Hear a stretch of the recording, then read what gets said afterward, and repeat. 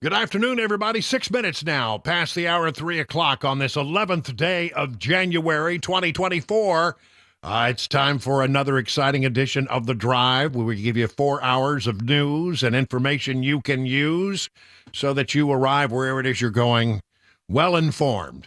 Maybe you've, been at work and you're going home, and, when you get home, you'll be able to talk to the family about important stuff going on in the world around you. Whatever it is. We will try to inform you, we'll try to educate you, and maybe along the way, you might have a good chuckle or two. That's our goal. We take the news very seriously, but we don't take ourselves seriously. Well, I think Chris Webber takes himself seriously. I don't know.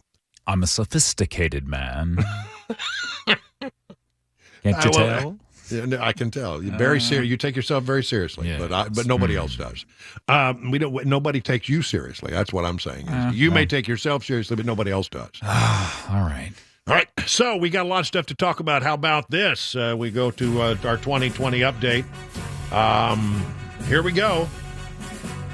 We got a lot of stuff to sort of cover. A lot of talk about this 14th Amendment case that the Supreme Court is taking up.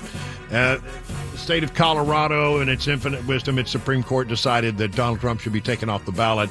And they said, well, he's an insurrectionist, even though he's never been tried on that or charged with it or anything. We just unilaterally made the decision that he is. And the Supreme Court is going to strike that down hard. And here's another example where the argument was made in another state, and yet another state said, no. You're getting no judge in their right mind really wants to stick their neck out over this. If they do, it's because they have other political ambitions and are looking to make friends with Democrats. So here's the latest story out of redstate.com. A Nevada judge slaps down a lawsuit to remove Trump from the ballot. The effort to influence the outcome of the 2024 election by removing former President Donald Trump from the ballot has hit another snag. A Nevada judge, don't ever say Nevada, it's Nevada, unless you're talking about the Sierra Nevadas. It's Nevada. A lot of people get that wrong. I guess I get it wrong. It's Nevada. The judge on Monday rejected a lawsuit intended to disqualify Trump from seeking office under the 14th Amendment. Threw it out. Said, are you crazy? No, you can't do that. And this is the latest development in a national campaign by Democrats and anti-Trump Republicans to take the former president's name off the ballot in multiple states. And so far, most of the places where this has been brought forward, it's been thrown out on its ear. The lawsuit in Nevada was filed by supposed Republican presidential candidate John Anthony Castro. He's the one. And Navarro concluded that Castro, the judge, concluded that Castro had improperly manufactured standing. He didn't have standing. See, that's a nice way to get rid of it without having to weigh on the merits. But that argument is. We heard a very cogent explanation of this from Ted Cruz yesterday. If you were listening, Ted Cruz said he says it's about a 70% chance that the high court comes back 9-0, throwing this whole argument out. No real self-respecting judge wants to be the one who says that going to try to make the argument that the 14th Amendment, Section 3, 14th Amendment means that he can't serve, because they know how ludicrous an argument that is. Trump doing very well. I don't want to get you wrong. Let me run through some numbers here. I won't bore you with a lot of numbers, but there's some stuff here that I think is pretty good. Iowa, let's talk about Iowa, where I will be 4 days away from now. That's right, 4 days. I'll be there. The high temperature that day, 3 degrees. Overnight temperatures, a balmy -17. Lovely. Yeah. USA Today, Trump 54, Haley 22, DeSantis 13, Ramaswamy 6. So in the USA Today poll, Trump leads by 32. That one doesn't consider Christie, who pulled out yesterday. Iowa State poll, it says Trump 55, Haley 14, DeSantis 14. So one of these polls has Haley doing significantly better, but you'd have to have all of the other candidates' support go to Haley for Haley to take Trump in Iowa. What she really hopes for there is a not embarrassing second place. And right now, I think there's a fairly good chance with the momentum she has that she could probably pick up a pretty solid second place, but it'll still be, I don't know, quite a ways behind Trump in Iowa if the polls are correct. But again, sometimes the polls are wrong. And sometimes in Iowa, late-breaking developments make it a very difficult prognostication to make. But it's in New Hampshire where things are getting interesting. It is New Hampshire, the Emerson poll comes out. It sort of mirrors that CNN poll that we've been talking about. They've got it Trump 44, Haley 28. Christie 12. Now, this is what we want to know. If all of Christie's support were to fall in the direction of Nikki Haley, it would be Trump 44, Haley 40. So, and she's got momentum, so she could maybe pull out a win, depending on which of these polls is right, in New Hampshire. So, but the way they have it stacked right now, it's Trump 44, Haley 28, Christie 12. DeSantis in fourth place in New Hampshire at 7, Ramaswamy 4. So Trump leads at the moment Haley by 16 points, but who knows what that wild card of Christie pulling out in New Hampshire will mean. Will she challenge Trump in New Hampshire? Will she then try to take that momentum, a second place in Iowa and a strong showing in New Hampshire? Will she be able to parlay that into something? She's got momentum, but I don't know. Trump is way out there in most of these polls. By the way, Ramaswamy's got a whole theory about what's going to happen. Have you heard this? I mean, it's a little out there, but I'll throw it up for you. It's about a minute 30 for him to explain. In his typical Ramaswamy fashion, he says, "Look, it's the next thing you're going to see. Don't be surprised if it's a announcement that Haley is taking on DeSantis as her running mate." Huh? What? The system wants to narrow this down to a two-horse race between Donald Trump and a puppet who they can control. And it has become increasingly clear that puppet is not a Democrat. It's not even Gavin Newsom. It's Nikki Haley. It's in our own party. Well, today, one more step in that plot unfolds. Christie drops out. Next up, I'm going to make a prediction. You're actually going to see Ron DeSantis join Nikki Haley's ticket. He's going to be her VP. The whole game, it's hiding in plain sight.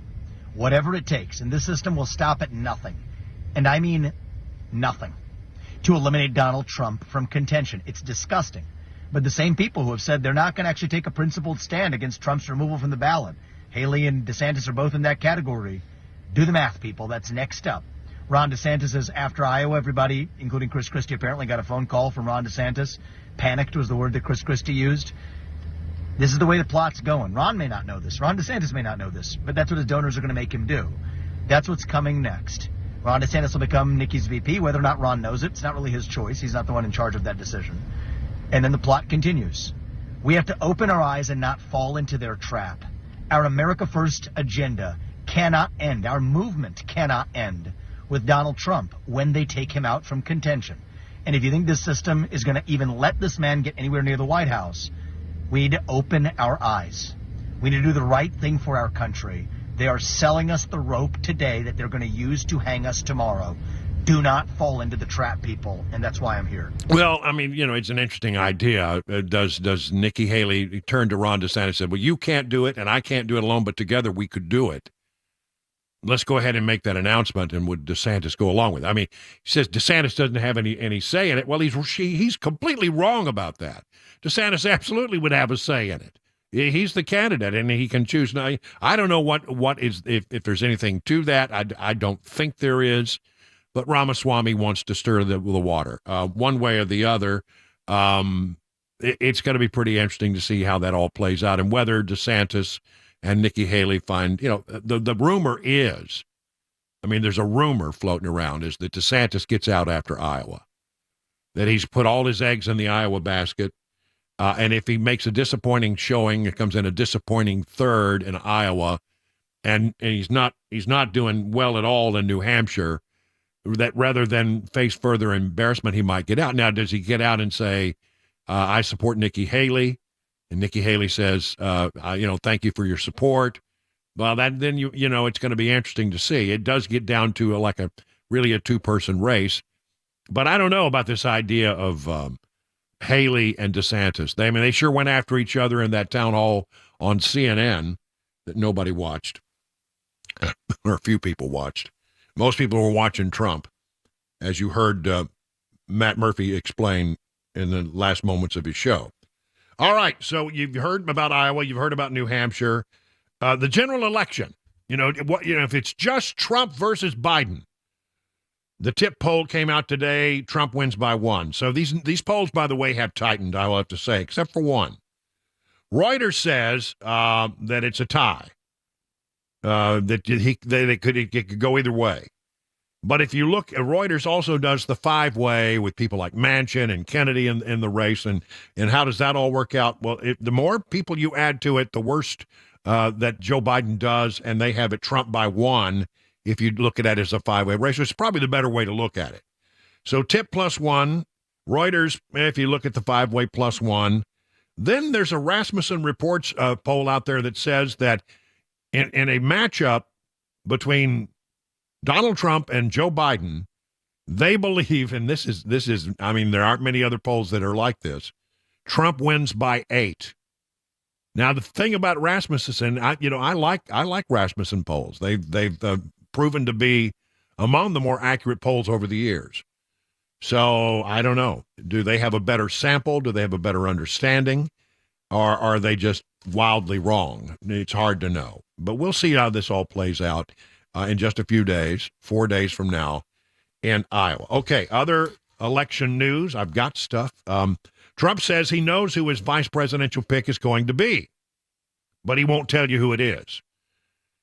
During the Iowa town hall last night on Fox, he said he's already decided who he will choose to be his running mate in 2024. Could it be Ramaswamy? Ramaswamy was certainly carrying water for Trump in that diatribe, wasn't he? I can tell you that I know who it's going to be. Trump said when he was asked who his running mate would be in 2024. We'll do another show sometime, Trump said, when pushed by Martha McCallum, that nice Martha McCallum, to give him a hint. What about any of the people that you've run against? Would you be open to mending fences with any of them? Oh, sure I will, Trump said. I will. I've already started to like Christie better. Christie for vice president, McCallum joked. Yeah, that's a great idea. Yeah. No, he was just kidding. Christie, of course, he liked him because he got out.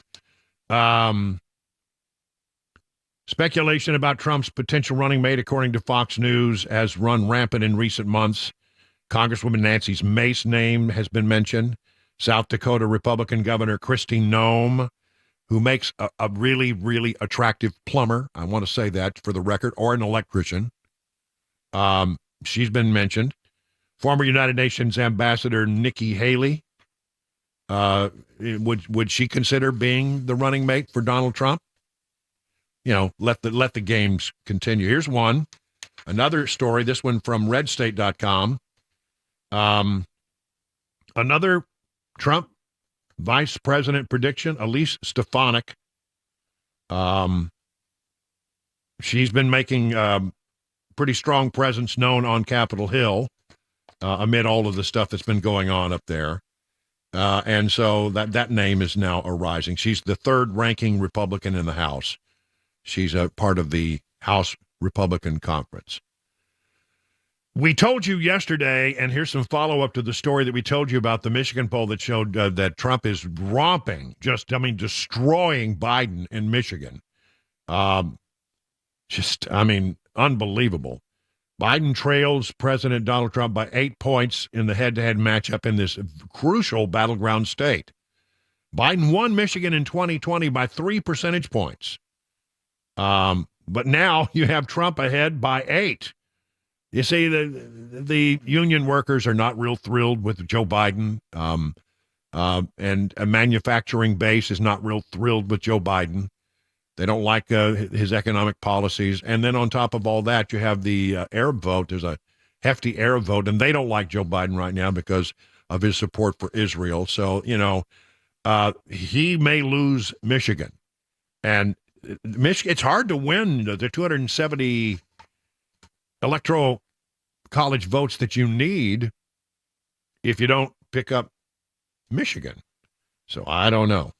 Then there's an interesting story. I'll probably hit this a little bit later. Makes the alternate argument that don't be so certain Trump has the nomination locked up, and they examine a pathway to victory for Nikki Haley. I don't have time to get into that now, but I will try to hit it a little bit later when we do our second round of politics in the 5 o'clock hour. It is now 21 minutes past the hour of 3 o'clock on Super Talk.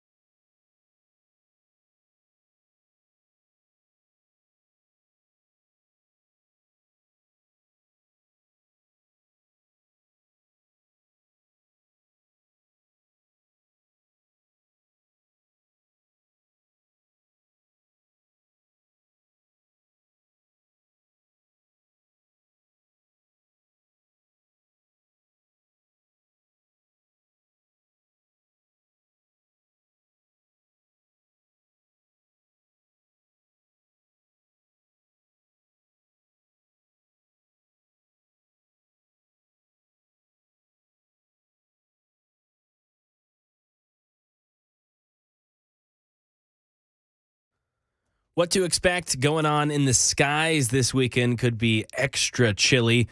the future in the Middle East, specifically in Gaza, and electric vehicles could be a little harder to come by than you may think right now. We'll tell you why. 3:30 Super Talk 99.7 WTN. Hey, looky there. It's Mac Morey in the newsroom bringing you all the stories. He'll also be, of course, featured in our special segment at 5:25. Mac Morey's Wild World of Sports. Oh, yeah. I'm Can't adding wait. the wild in there so we don't get into any copyright infringement things with the All you got former- to do, just add a wild. Just add the wild. That You're way, good. so We're it's good. no longer the wide world of sports. It's the wild world of sports. No, we didn't copy that idea at all. But and nor did we steal the Open to the. No, we didn't do that at all. No, and it's become a real fan favorite and a lot of sports news. I mean, so Yes. much to cover Yes. right now. I mean, yesterday the big news was Nick Saban bowing out, and there are all kinds of head coach changes and the intrigue about who's going to be the net head coach of the Titans. That's pretty interesting stuff. I am excited. I want you to know, as much as I've whined about how cold it's going to be in Iowa, I'm really excited about going. I finished up today. I mean, let me just go through my checklist. Is my radio remote gear ready? Yes, check. I have the printer and the paper and all the stuff that? Yep, I got that. Amazon just delivered a new pair of extra warm gloves, and so I'm good there. So I mean, the checklist is almost complete. The high that day is either going to be -3 or -4, depending on who you look at. And the What's a overnight degree low. among friends, Yeah, I know. But the overnight, I'm glad I'm not going to be out in the overnight the night before. -17. Oh, And there's snow on the ground, and the ground is frozen, and it's gray, and it's drizzle, and that is Iowa in January. Why can't they have these caucuses? Why can't they have the caucuses in warmer weather? I don't know. Seems like we could wait a little while. yeah, Brian, we're complaining here in the mid-state about how Sunday we could reach single digits. You're going to be below zero. Well, and look, I mean make light, because it's going to get cold here too. Yes, it will. And in fact, there's some talk of snow on Monday here. Right. Mm-hmm. But I just want you to know that where I'm going, it's too cold to snow. It will not snow. But the snow that's already down on the ground will still be there. Will still be Will there. prosper. Yeah, it will be there till about March. That's the way it normally works. But anyway, excited there. And again, we're going to be bringing you all this stuff brought to you by our friends at Busy Bee and the Charlie Daniels Journey Home Project, who are sponsoring the trip, and we greatly appreciate that. Be making appearances throughout the day on all the other shows. I haven't checked with Chris Ham, but I bet he'll give me a couple of minutes. Oh, I'm sure. No, I'm sure I'm not worried about it. Mac's the boss anyway. For Yeah, that exactly. Yeah, I'll Max figure it the out. boss. So just tell him I'm going to be doing it. All right. Yes, sir. Yep. All in. You ask for permission, or do you just go ahead and do it, or do you? What is it? Ask for permission or beg for forgiveness. Yeah, one or the other. But anyway, we'll be doing that throughout the day, and then I'll be doing my show from Iowa and all that kind of stuff. So I'm looking forward to that. Big day here at the Wilson household. Little puppy Solo has gone to the doctor for her first shots. Oh, Yeah. kind of a little And milestone. I there. know, it's like 6 weeks old, and she's now she has her shots, and her little ears. You see, about 6 to 8 weeks, the ears start to stand up, which is the trademark of the French bulldog. Yep. is their cute little ears that stand up at attention all the time. They don't start out that way, but they end up that way, and usually it happens about 6 to 8 weeks. So starting to happen there. The puppy, according to Dr. Moses, who's our vet over here in Watertown, looks extremely healthy, which is to say fat. The dog is Extremely healthy. fat, yeah, and just having a great time running and gunning with Grogu. They are playing. I mean, they just tearing through the house everywhere, That's great. Oh, that's awesome. leaving little trails of poop wherever she goes. You got to work on that one. Yeah, I got to work on that a little bit. And because people have been on my butt about it, I'm just going to go ahead and say it. We're keeping her. I knew it. Oh yeah, you couldn't give that. up. I was pressured into making a decision today, and I said, well, okay. Yeah, do it. So I just it would be hard to give up that little puppy. She's a doll baby. Yes. Right. But I'm telling you, you can tell a lot about a puppy, about their demeanor and the way they play. This one, Well, the force is strong with this one. Okay. We're gonna be button heads. I have a feeling, but I will maintain my position as the alpha dog of this house. I promise you. It's 30 minutes. Since when? Yeah, well, it hasn't happened yet. The alpha dog is a Cabana wife. It's 3:30 now on Super Talk 99.7.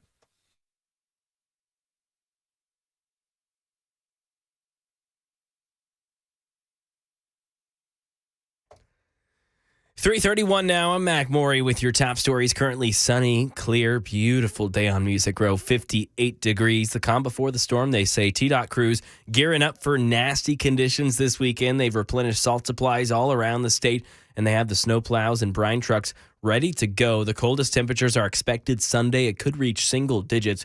We got a full weather forecast and a traffic report headed your way in 5 minutes.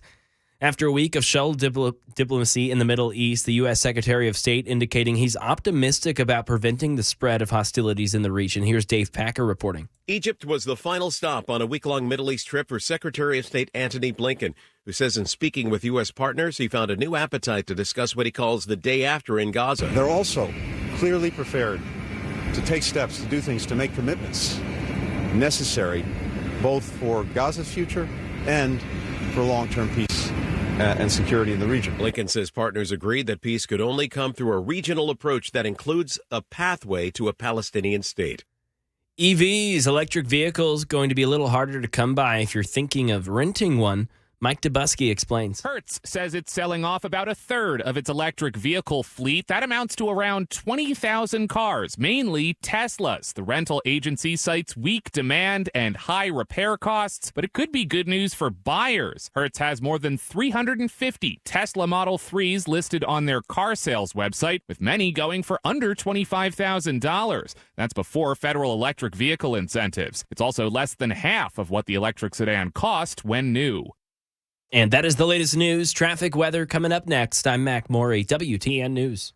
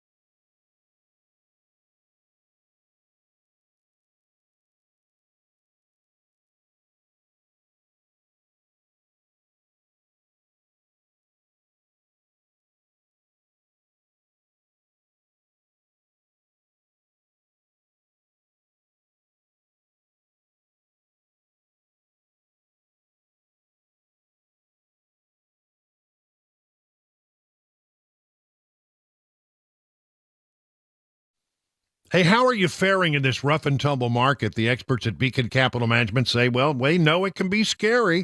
It's up one day, it's down the next, but there is a plan that they can help you with. Help you assess where you are, help you make any mid-course corrections that might be needed so you can end up where you want to be when it's time to retire. Wouldn't it be great to have peace of mind that you're on the right path? Beacon can provide that reassurance, and it starts with a simple phone call. The experts at Beacon will take it from there. You have nothing to lose here except for all the worry. So get started today by calling this number, 615-488-9303. At the end of the process, you'll be able to rest easy knowing you have a plan that meets all your retirement goals. Replace the worry with confidence that you're on the right path. Again, that number is 615-488-9303.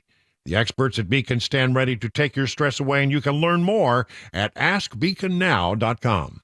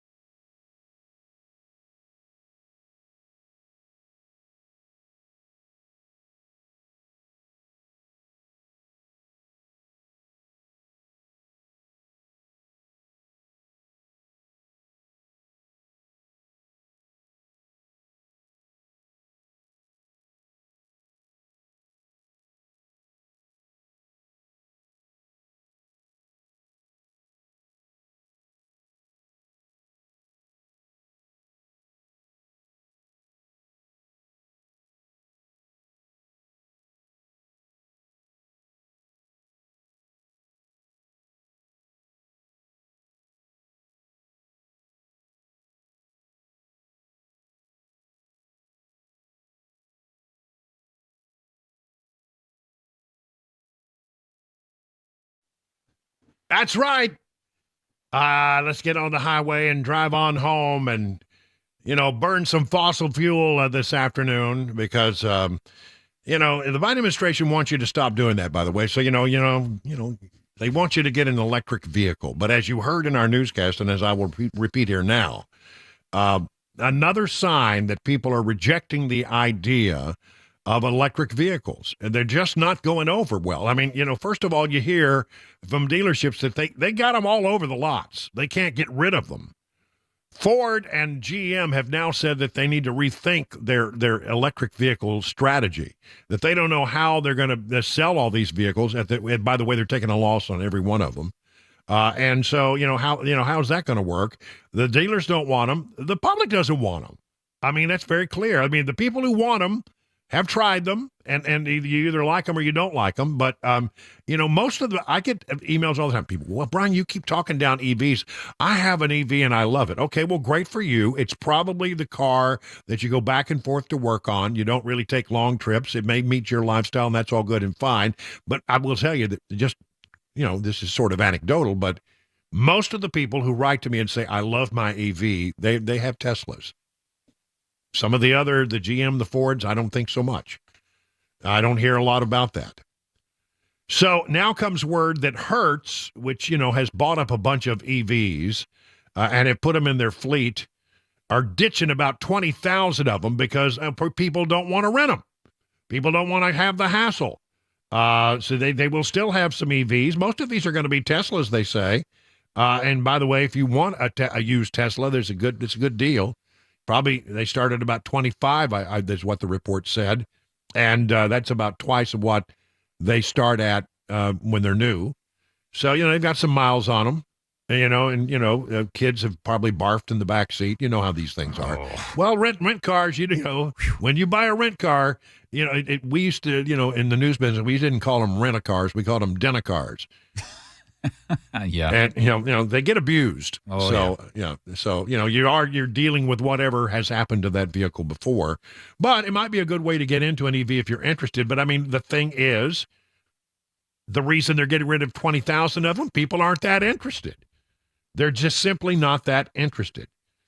Meanwhile, the Biden administration continues to push the idea of EVs in a huge way. The Biden administration, according to the Washington Examiner, is giving $623 million in grants to create electrical vehicle charging points in the United States as part of President Joe Biden's effort to steer drivers away from gas-powered vehicles. I mean, one of the things you do here is, you can't charge them. You can't find chargers, and when you get there, they don't work. And interesting, in some places, they are actually powered by diesel generators. That just cracks me up. EV sales have grown in recent years. This story says about 9% of all passenger vehicle sales in 2023. The funding comes after a gradual decrease in demand from consumers, with General Motors, Ford, and Tesla cutting back on their investments, The Guardian has reported. Transportation Secretary Pete Buttigieg praised the investment on Thursday. The grants will be distributed to 47 EV charging stations across 22 states, including Puerto Rico, because, you want to drive across Puerto Rico with your electric car, in addition to 7,500 new EV charging stations, according to a Department of Transportation statement. So, maybe there would be more demand if there were more chargers. But I mean, the thing I think most people are worried about, imagine, Chris, just imagine this. I'm instead of driving my F-150 to Iowa, where I'm going to be burning fossil fuel to stay warm and to get down the highway, I flew in and I went to the Hertz counter there in Des Moines, and they gave me a Tesla. Would you want to have a Tesla in minus 17-degree weather? No way. No, because I guarantee you that battery's not going to get you very far down the road. So, I mean, that's the kind of practical things that people don't think about.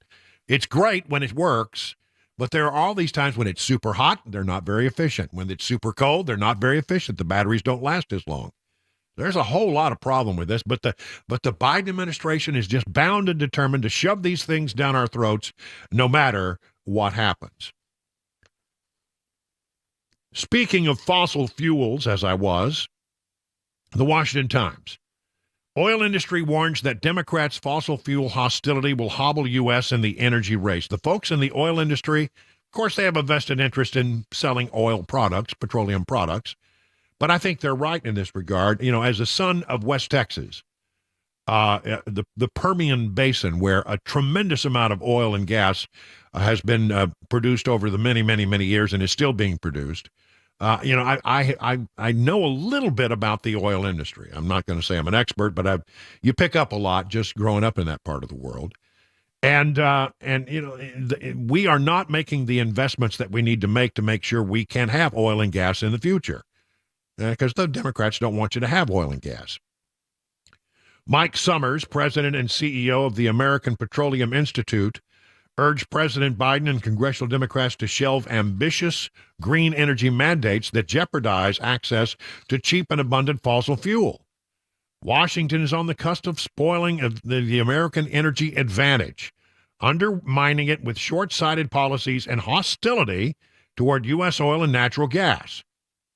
This is part of his annual State of the American Energy Conference in the nation's capital. Leaders are placing the American energy advantage at risk for future generations. The rhetoric underscored what the broader energy sector and congressional Republicans say will be on the consequences of Mr. Biden's climate change agenda. From power plants and vehicles to home appliances and financial investments, the administration is prompting new laws and proposing regulation to rapidly push the U.S. economy away from fossil fuels to slash emissions. Well, okay. You know, you're going to have a problem if you continue to shut down natural gas plants, coal plants, and you don't replace it with something. Well, okay, you say, oh, well, we're building solar, we're building wind.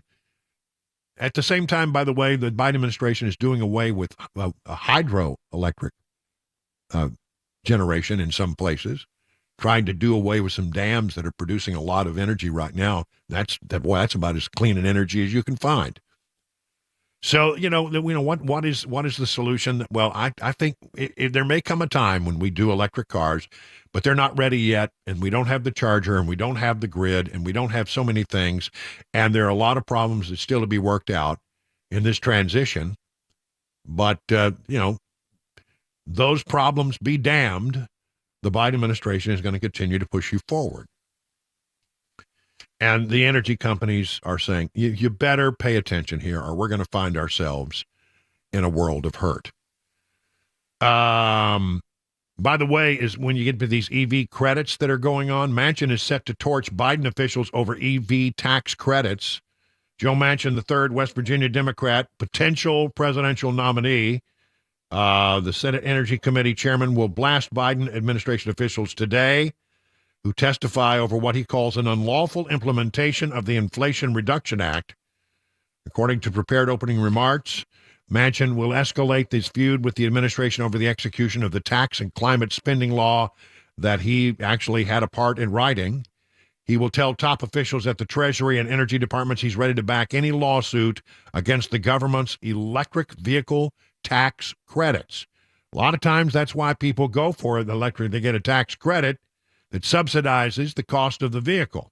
I'm willing to go to court, he said, because implementing the law faithfully is that important to our energy security and restoring American leadership in manufacturing. My problem is not with EVs. My problem is this administration's crusade to convert everyone over to an EV, regardless of where the battery came from and what the law actually says. Honestly, we all know what the real solution here is. I mean, there is a way to generate a lot of electricity. And is there some risk involved in this form of generation? Yes, but by and large, many countries are expanding their plans for nuclear power. Our governor is big on nuclear power, although he wants us to be the leader in nuclear power in America, and I'm all for it. I'm all for it because I believe it can be managed safely and it generates a heck of a lot of electricity, and there's no emissions.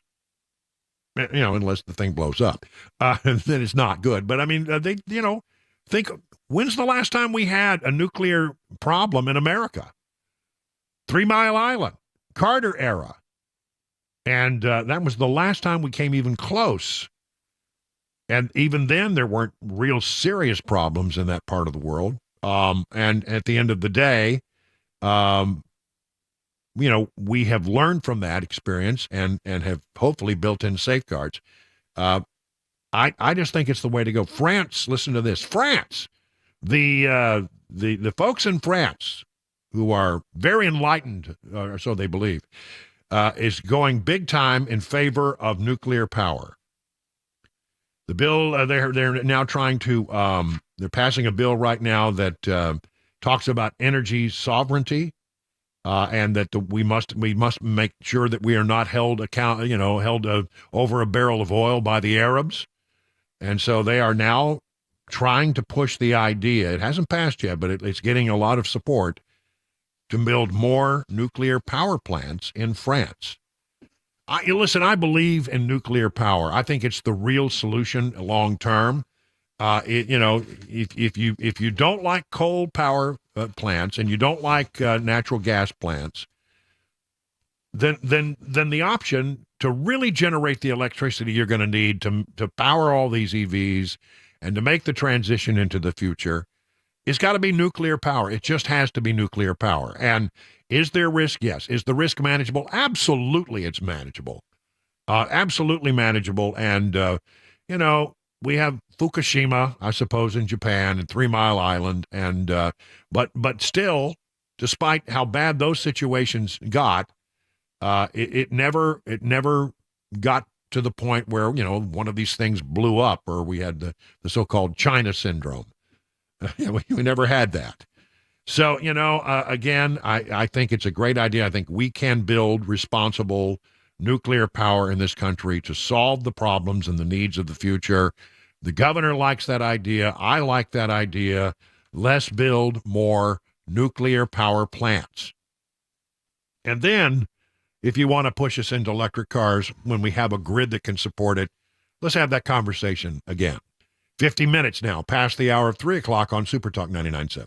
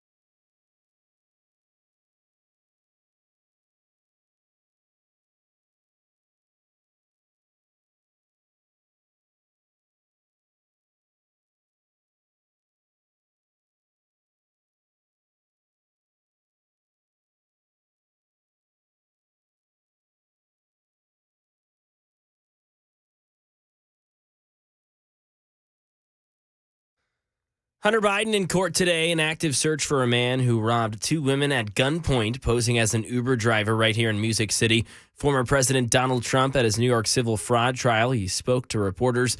And Bill Belichick, out as the Patriots head coach, longtime owner of the franchise, spoke today on what a lot of people consider the greatest NFL coach of all time. 4 o'clock here, all about it. Super Talk 99.7 WTN. 57 minutes now past the hour of 3 o'clock on Super Talk 99.7. First hour almost done. I got a letter in the mail from someone who heard me whining about how cold it's going to be in Iowa. Said, "Don't worry, Brian. It's a dry cold." Oh, that makes all the difference in the world. I said, somehow that doesn't make me feel any better at all. That's right. Yeah, I'll tell you the story maybe in the next hour of the coldest day I ever spent as a reporter. And it was, I still shiver just thinking about that one day. I've never been colder in my life, and I don't even know how I survived it. Let's take a look at the markets very quickly. Dow Jones Industrial up 15 points. The S&P down 3. The NASDAQ basically flat, up about half a point. There was a big inflation report that came out today that was a little hotter than anticipated. Let's check in with John Maxson from Beacon Capital Management to find out more about that and how everybody is looking at it. Good afternoon, John. Yeah, hey, Brian. Yeah, stocks today started down pretty early based on that CPI report, down almost 1% on the S&P, but pulled back to essentially flat. So the CPI report came in December, and it disappointed a little bit. It was up. Prices were up 0.3 versus an expectation of 0.2. Of course, all this is going to impact the market's view along with the Fed's opinion on whether the economy is going to see a soft landing or not, which is the overwhelming opinion at this point. But really, if the Fed is going to cut interest rates and when. So not a huge miss, but enough to get the market's attention. We get some additional inflation information tomorrow through the producer price index, so that's an important key report to watch. Then, of course, earnings start on Friday. So pretty flat market today. All right. Thank you very much, John. And by the way, you can find out about all the things that John and the folks over at Beacon Capital Management can do for you by going to their website, askbeaconnow.com. 59 minutes past the hour.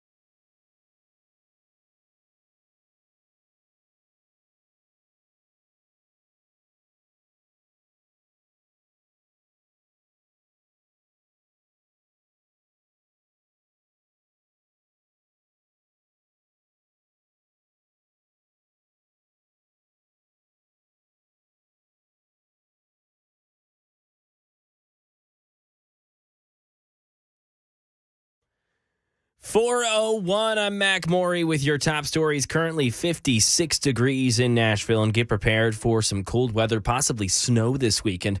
Traffic, a complete weather forecast coming up in a few minutes. One day after a surprise high-drama appearance on Capitol Hill, Hunter Biden was in court on today in Los Angeles to be arraigned on tax evasion charges. Alex Stone reports from Los Angeles. This case here in L.A. came after an initial plea deal in Delaware fell apart in a federal courtroom last July. Then Hunter Biden was indicted here in L.A., accused of making millions of dollars from foreign entities but failing to pay the taxes to instead use that money for escorts, luxury hotels, and drugs. In court here in L.A. on Thursday, Hunter Biden entered a plea of not guilty to the 9 felony and misdemeanor charges that could put him in prison for 17 years.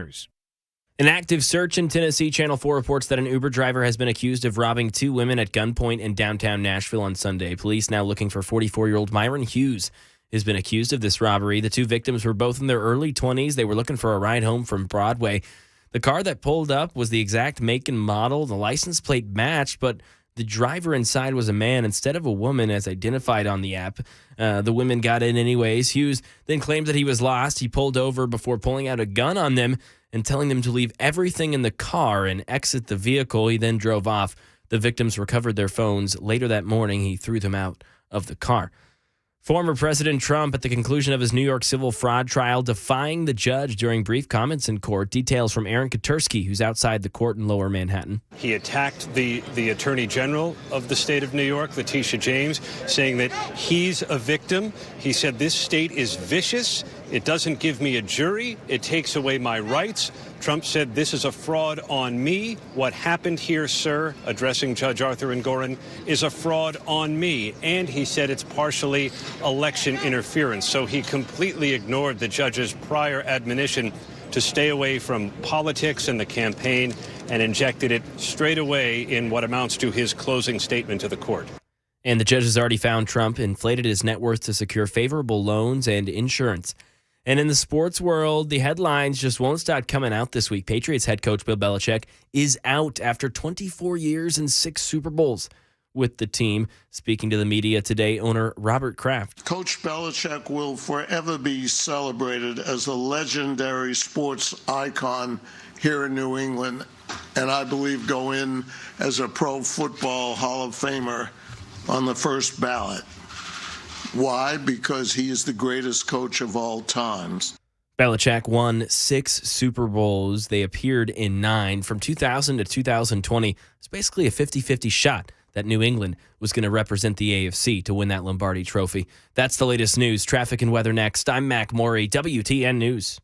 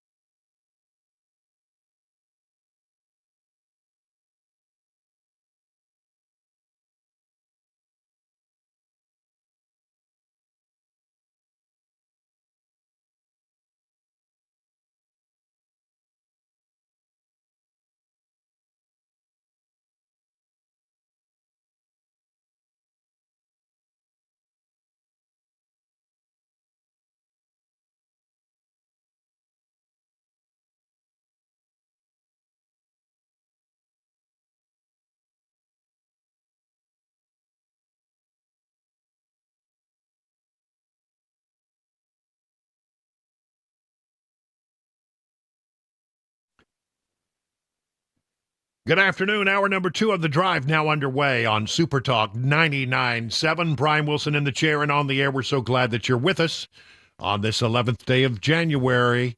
We're just 4 days away from the Iowa caucuses, and I'm packed, almost ready to go.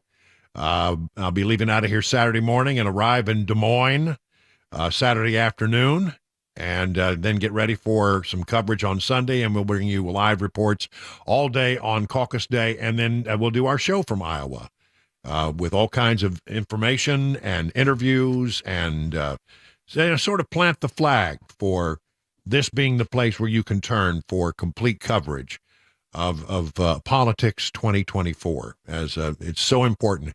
You know, not everything is decided until it's decided, and so let's see what the good people of Iowa have up their sleeves for America.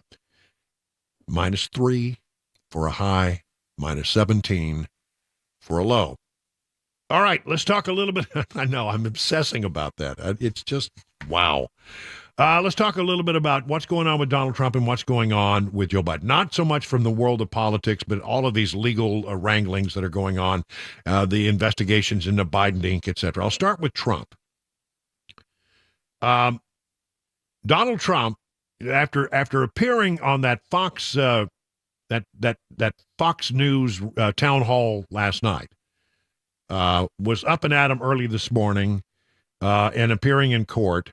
He was barred from giving a formal closing argument, but in the middle of the court proceedings, Trump seized an opportunity to speak in court at the conclusion of his New York civil fraud trial Thursday, unleashing a barrage of attacks and a 6-minute diatribe before he was cut off by the judge. The judge let him speak for 6 minutes. Trump spoke as the judge was trying to find out if the former president would follow rules requiring to keep his remarks focused on matters related to the trial. Asked whether he would comply with the guidelines, Trump defied the judge and simply launched into his speech. We have a situation where I am an innocent man. I'm being persecuted by someone running for office, and I think you have to go outside the bounds. Judge Arthur Engoron, who had denied Trump permission earlier to give a closing statement, let him continue almost entirely uninterrupted for what amounted to a brief personal summation, then cut him off and recessed for lunch. Trump, the leading contender for the Republican presidential nomination, according to AP News, has repeatedly disparaged Engoron, accusing him in a social post Wednesday night of working closely with the New York Attorney General to, quote-unquote, screw me. Not to put too fine a point on it. On Wednesday, Engoron had nixed an unusual plan by Trump to deliver his own closing remarks in the courtroom, in addition to summations from his legal team, after lawyers for the former president would not agree to the judge's demand that he stick to relevant matters. After 2 of Trump's lawyers had delivered the traditional closing arguments, Christopher Kise asked the judge whether Trump could speak. Engoron asked Trump whether he would abide by the guidelines he laid out earlier, which included not trying to introduce new evidence or making a campaign speech. And then Trump just said, I have this to say, and he said it. This is fraud on me, what happened here, sir. It's a fraud on me. I know this is boring to you. Control your client, Engoron warned Kise. Engoron then told Trump he had a minute left, let him speak for a little more, then adjourned. Lawyers representing New York State were scheduled to give their closing remarks in the afternoon. Now, Trump was wired up.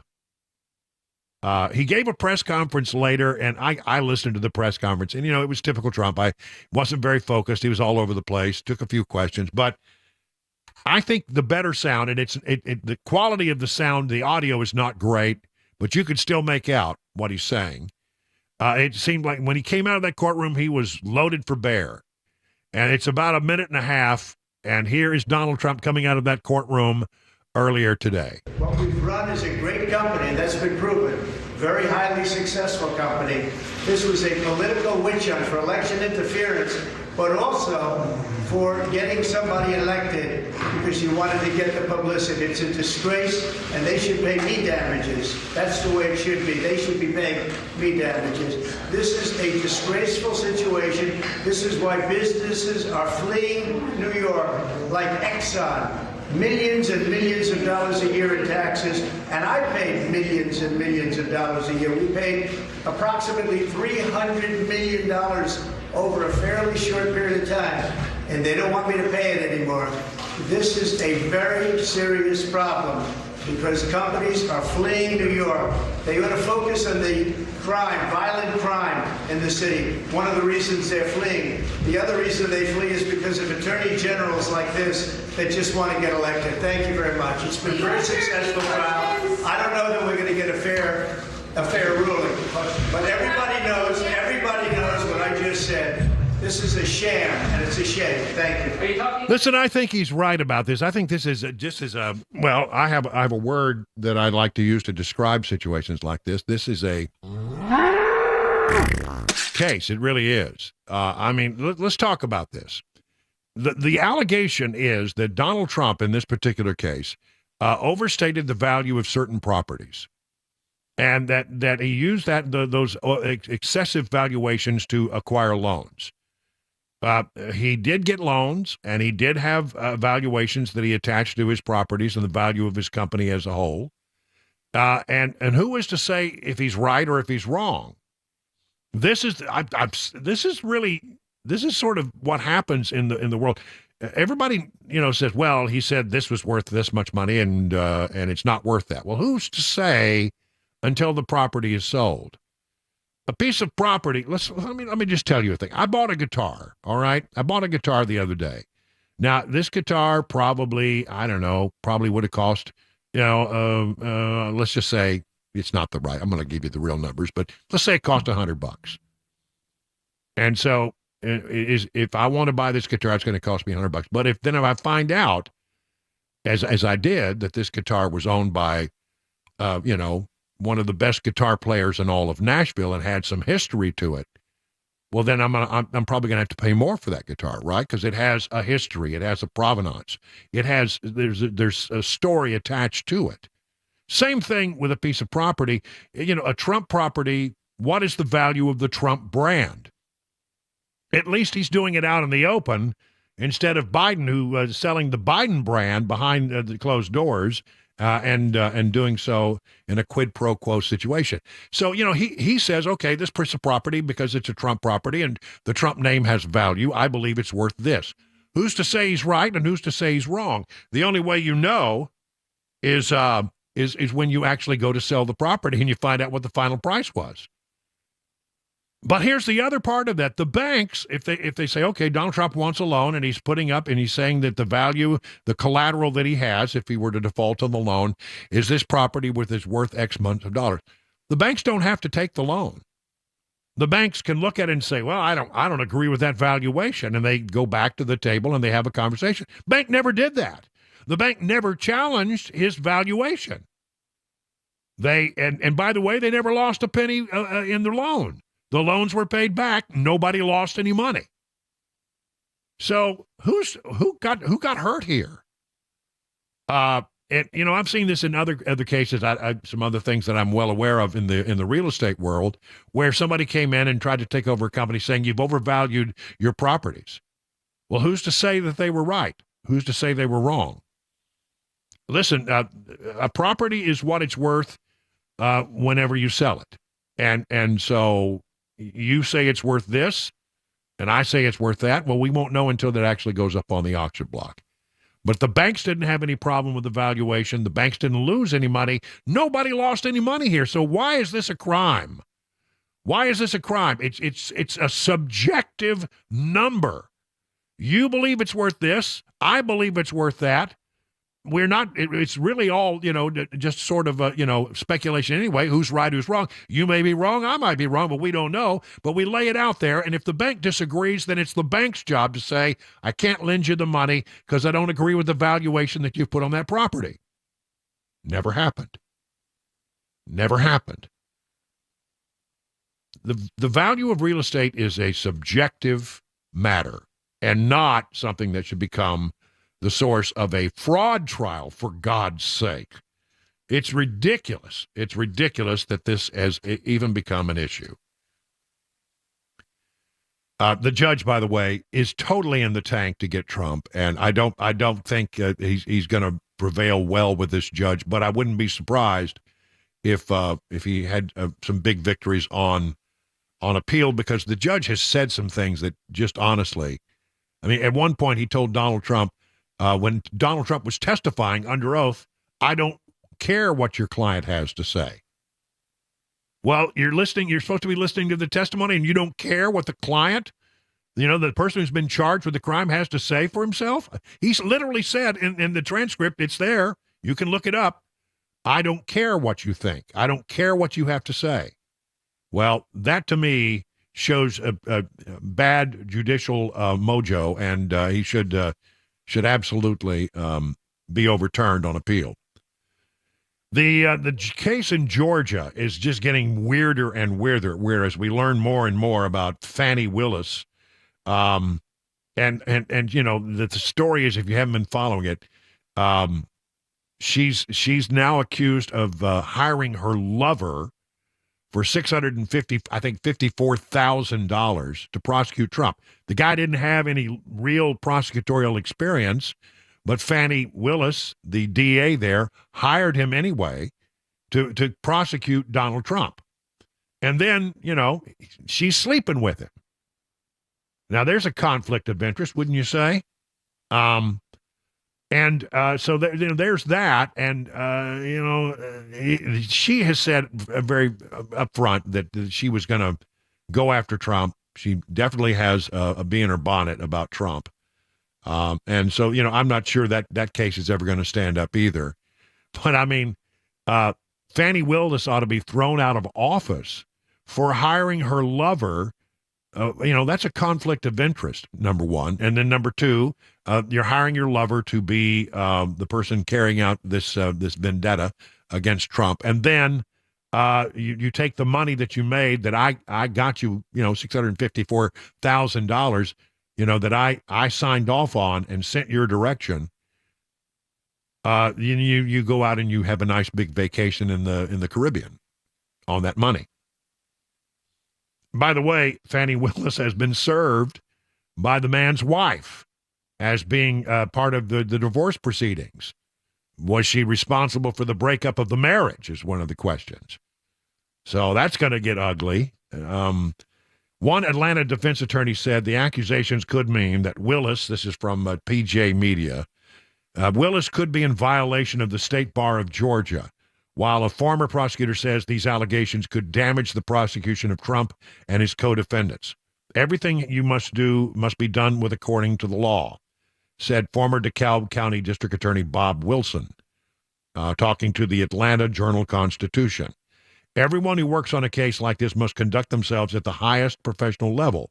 Otherwise, you become an issue, and that can derail your case. What's funny about, according to this story, what's funny about the whole cloud of allegations hanging over Willis is that she defeated her predecessor, Paul Howard, in a 2020 runoff election because Howard was dealing with a corruption charge of his own. Now Willis facing a litany of accusations that could not only damage her case against Trump, but could hurt her reputation for years to come. It's hard not to ask whether it was all worth her attempts to take down a once and potentially future president of the United States. Another problem for somebody who is trying to kick Trump off the 2024 ballots with that 14th Amendment argument. By the way, Nevada rejected that. John Anthony Castro, a Republican presidential candidate, launched his aggressive campaign, has now been arrested on tax fraud charges. What a lovely group of people they have. And then finally, it's no big deal. We all knew this was going to happen. It is a big deal that it's actually happening because we thought it might not happen. Hunter Biden went to court today and U.S. District Court in Los Angeles and pleaded not guilty to tax evasion. I wonder how he's going to explain all of those hookers and drugs and everything else that he was spending money on while he was not paying his taxes. So watch that space. 22 minutes past the hour of 4 o'clock.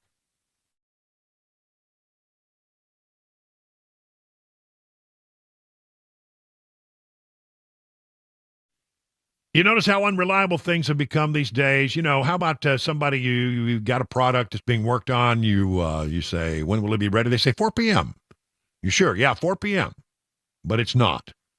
People are really tired of that kind of stuff. If you've had it with unreliable vehicle repair shops, you should think about going to Eurofix. Now, Eurofix turns unreliable into reliable, and Eurofix has your vehicle ready when it's supposed to be ready, so you don't have to stand around and wait. Eurofix repairs all European cars with quality that beats the dealer without dealer pricing.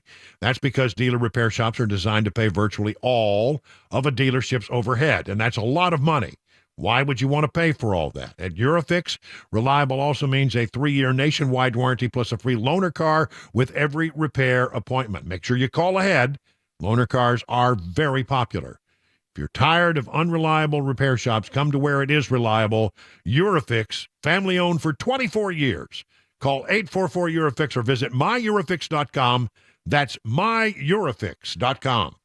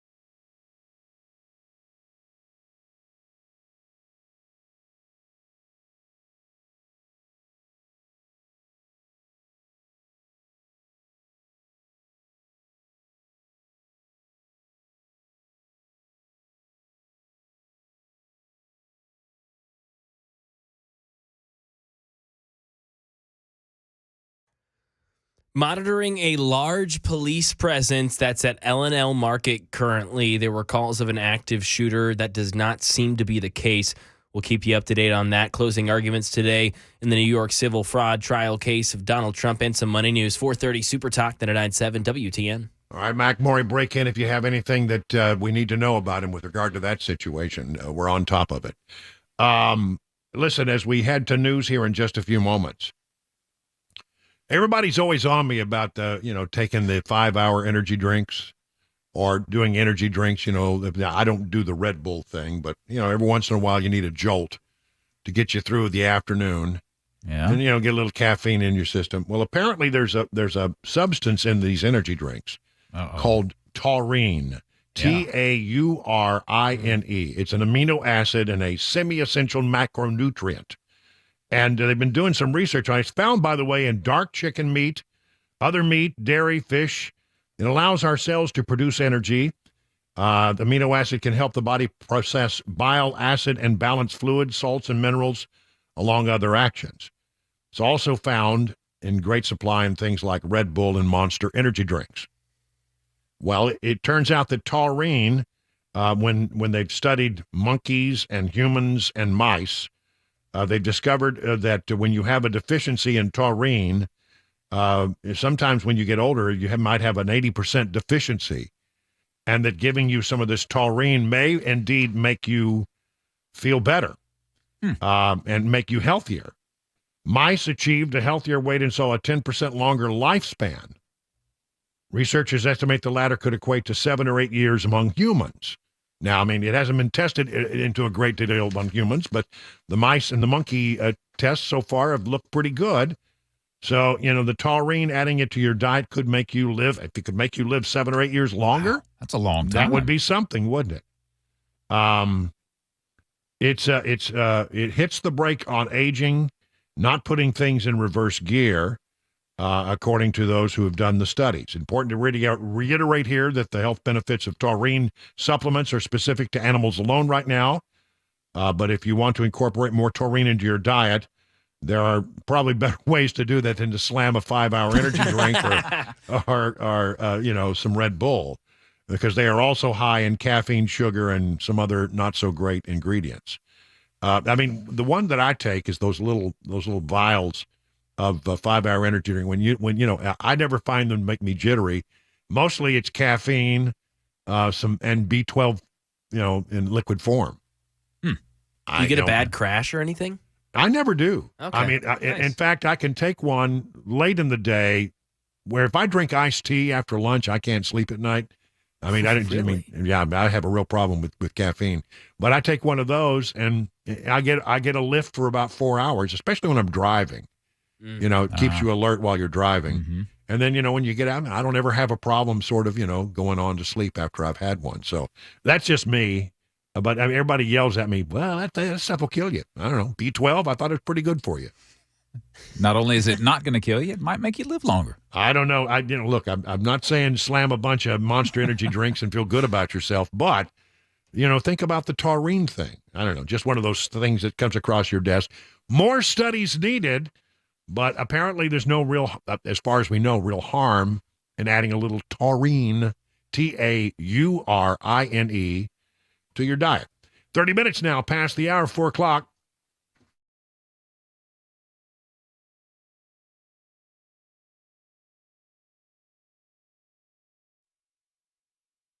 .431, I'm Mac Morey with your top stories. A gorgeous day in Nashville, 56 degrees, and that sun is flying high. Getting prepared for this weekend, which could be chilly and snowy. Weather forecast traffic report just ahead. Right now, some breaking news from WSMV Channel 4. Large police presence currently at L&L Market. There were calls of an active shooter. Officials say that is not the case. No victims have been found or anything like that. We'll keep you up to date as we learn more right here on Super Talk 99.7 WTN. In closing arguments today in New York in the civil financial corruption case over Trump family business assets. Former President Trump holding a news conference in Manhattan this afternoon shortly after declaring that the trial is a witch hunt. While in court, Catherine Falders was there and reports Trump once again claimed that he's being unfairly targeted. This isn't the last time he will appear in a courthouse. In fact, far from that. He will be up here for the E. Jean Carroll trial that's scheduled to start. We know that he has been attending these appearances in the federal cases, whether it's the January 6th matter or the investigation into classified documents. He doesn't have to be attending those until those go to trial, which those trial dates are a bit unclear at this point. But he will be weaving in and out from the campaign trail to the courtroom. Now over to the money news, Daria Albinger. Stocks closed well off their session highs. The Dow rose 15 points after briefly hitting a record high. The Nasdaq was up a fraction while the S&P closed down 3. A dozen new Bitcoin funds are now trading in the U.S. markets for the first time, providing increased access to the cryptocurrency for everyday investors. ETFs give investors a way to get in on trading things like oil, corporate bonds, and now Bitcoin without having to actually own that barrel of oil, barrel bar of gold or, for that matter, a Bitcoin. Higher energy and housing prices boosted overall inflation in December by 0.3% from November and up 3.4% from a year ago. Think you'd like to own one of Elton John's pianos? It's one of the items that he and his husband David Furnish are putting on the auction block as they downsize along with some of his costumes. The couple could make more than $10 million on the sale. And that is the latest news, traffic, and weather on the way next. I'm Mac Morey, WTN News.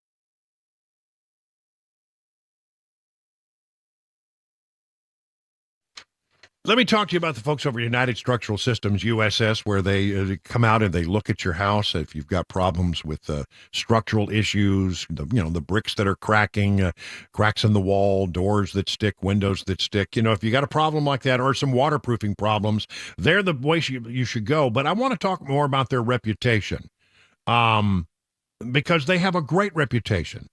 More than 25,000 satisfied residential customers. Let me just let you hear from some of them. Chris K. The crew that worked on our house has been top-notch. I appreciate the integrity, speed of feedback, and quality of work provided by all of those who worked with us. Mark said, so much experience and made me feel really comfortable. The guy that we were working with had the right repair plan. I could tell they wanted the job to be done right, not just done. Jerry wrote, this is the best crew we have ever worked with on our house. Constance, excellent experience, put me right at ease. Gloria said, excellent customer service. They were like a breath of fresh air. I mean, this is the kind of rave reviews they get. They'll come to your house. They'll tell you what's going on. They'll give you their best assessment. You don't pay a penny until the job is done, and you're completely satisfied. So USS guarantees their best, serving Middle Tennessee, Southern Kentucky, Western Kentucky, Northern Alabama. Learn more online at USSTN.com or call this number, 615-488-7855.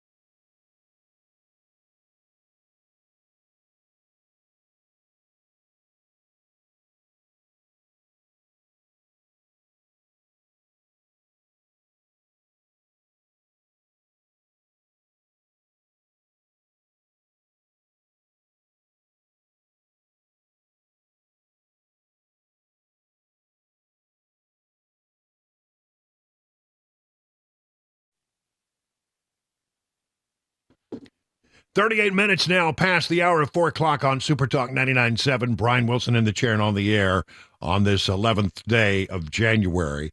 Every time I talk to people out there about the coming elections, they're very worried about election fraud. And I keep saying, well, I think we're doing some things around the country to improve voter integrity. But you may be surprised to know that here in Tennessee, we do that very well.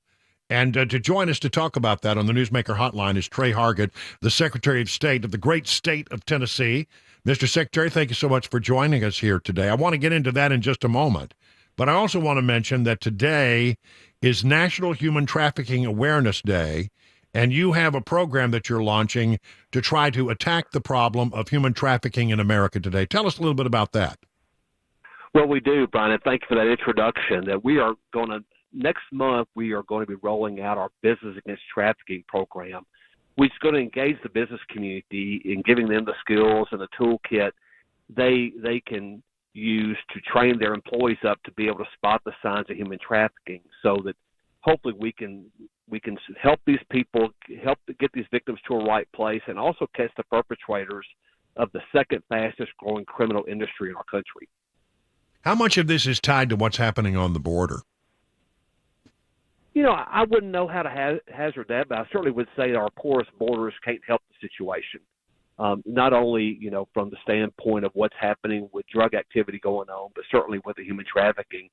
You certainly know that there's a lot of illegal activity that's occurring down there and pouring across, but I wouldn't know how to quantify that. Now, it's a hard thing to quantify, but again, I think you're right. Probably doesn't help what's going on down there. Now on this issue, when you watch the pictures, it's mind-boggling. Yeah. What we allowed to happen, but we're going to do our part to try and make sure that what we're seeing here, that Tennessee continues to be strong against those issues. And how do you fight that? Do you go after not only the people who are responsible for the human trafficking, but also the so-called, in many cases, Johns that take advantage of the situation? Yeah, I think it's two-pronged. I think one thing a long-term thing we've got to do is take away the demand for it, frankly. But you've also, at the same time, got to make sure that you make it hard for people to make a living doing it as well.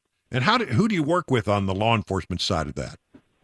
Well, I tell you, the Tennessee Bureau of Investigations is a fantastic ally in this fight, as well as local law enforcement. But it runs the gamut. It involves Department of Children's Services, Department of Human Services. It truly is a team effort between a lot of different agencies and departments, both from the local, state, and federal levels. Well, I want to turn now to election integrity, is because we're in the middle of the 2024 cycle now, and many people, I hear it all the time. Wilson, it doesn't matter, how many people turn out to vote. If we don't have election integrity, there can be fraud in the system, and we need to be careful about that. As it turns out, the folks at the Heritage Foundation have said that here in Tennessee, we have, when it comes to voter integrity, we have the model that everybody should be following. We're rated number one in the nation. What are we doing that some other states are not doing? Well, I think, one of the things that we're doing is we make sure that not only do we have good laws, we execute those laws. But, we have photo ID laws in the state of Tennessee. We don't allow drop boxes. We require people to mail their absentee ballots back in instead of, like I said, the drop boxes. We don't allow ballot trafficking that allows people to go and collect ballots from people that, don't want to turn their own ballot in. That creates an opportunity for fraud.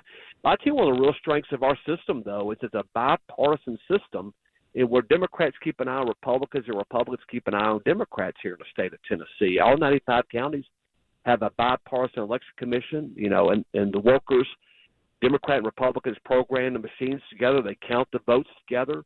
That's one of the real strengths of our system in Tennessee, not to mention a few other things we've done where we have made it very hard to have outside sources fund elections administration in Tennessee, as well as absentee ballots have to be watermarked in our great state. So it's not one single thing. It's a lot of different things that lead us to be number one the last 2 years, according to the Heritage Foundation. The watermarking thing is an absolutely simplistic way to bring some voter integrity. And talk a little bit about what a watermark is and how it is important in making sure that the ballots are valid. Well, what it really makes it hard to do is counterfeit a ballot. Our concern would be is that someone gets a hold of an absentee ballot and they take that and they try and replicate that ballot somehow. But there's a hidden watermark on that ballot that when that ballot comes back into the polling place, we're able to spot that watermark and be able to make sure that it is, in fact, a legitimate ballot. So it makes it harder to counterfeit those ballots. And you're right, it seems common sense, and it's something we're seeing other states are following the lead of Tennessee, and they're gunning for us. There's a lot of other states out there that would like to be the top-ranked state in election integrity. Well, what about the states where they don't do this stuff? I mean, it seems like the argument always is, well, we want to make it easy for people to vote. We don't want to make it difficult for people to vote. We want to be able to cast their ballot as easily as possible. But by making it easy, you also open up the door to the potential for fraud, do you not? Yeah, Brian, one of the things that we saw during especially the 2020 election cycle is we saw a lot of states that chose to sacrifice integrity for convenience. And the truth of the matter is we want every eligible Tennessean to participate in our elections. We want everybody to register to vote, and we want them to vote. But I can think of nothing that would disenfranchise a voter more, and we see it happening. You've talked about people who you come across who say they're not going to vote because they don't trust the elections. When they believe that they are having their vote canceled out by someone voting illegally, that's what causes true disenfranchisement. So, look, we do have a lot of people coming into this country and illegally from the southern border. And although they're not supposed to vote, there are concerns. Let's put it that way. Concerns that indeed some of these folks will try to cast a ballot. How do you guard against that? What do we do in Tennessee to make sure that that cannot happen? Well, there are several different things. But I mean, one of those things is whenever people fill out a voter registration form, they do so under penalty of perjury. It's a felony to commit the type of fraud to tell somebody you're a citizen when you're not. Number two is when you come to vote, you present a photo ID that is a United States or Tennessee issued ID that shows that you are who you say you are. Those are a couple of things. But also, we have a system in place in Tennessee where if you spot voter fraud, if you believe voter fraud's been committed, and you'll turn that into us, if it leads to a conviction, you can get a $1,000 reward. So, we hope that people, when they see things, they will say something and turn that into us. But, one of the frustrating things is whenever people will tell us, hey, well, I know this fraud was committed. I'm like, great, give us more details. We can follow up on it. And they'll say, well, I heard it from somebody else who heard it from somebody else. And I asked somebody one day, I said, why is it that the person who actually sees it is not who calls me? It's always a friend of a friend of a friend. Yeah. And so we want people to be engaged, and if they see something, report something. And you're going to hear more from us in the upcoming weeks before each election, is we have a text system where people can text us if they see problems at the polls, and they can report, long lines, they can report fraud, anything like that, so that they don't have to say, well, I thought about saying something, but it just wasn't convenient for me. So we want people to be engaged and be aware. Well, let me just ask you a question. It seems like it would make a lot of sense to take that text number and put it on signs and stick it out there at these different polling places so that it's there and it reminds people, hey, I just saw something and there's the number right in front of me. Do you do anything like that? We do, and it's interesting. We have that text line, and honestly, it's like the Maytag repairman. We don't hear a whole lot that day from people. We hear a few things here and there more about, hey, they didn't ask me for my ID, or and that's one of the rare ones that we hear, or hey, there was a long line, or thought it took longer than it should have taken. There are things like that, but nobody's calling us or texting us or reporting fraud. But one of the things that does concern me is there are people out there who will set up their own text line or voter hotline, and they'll say, call us if you're having trouble voting. And a lot of times those are the people who they're just trying to generate controversy and set the table for a lawsuit. And my thing is, hey, if you really want to solve a problem, call the people who can solve it for you. We're this trusted source of information. We want to help fix the problem. We want to get you to the right place and get the right information for you. So, yeah, we do post that information. I'm grateful that more people are not using it, because that tells me things are going well. All right, let's talk a little bit about the dates for people to get registered to vote. I mean, we're voting on March 5th for our presidential primary. And so, if you want to if you're not registered, how do you get registered? What are the dates? When does early voting begin? Give me the whole rundown.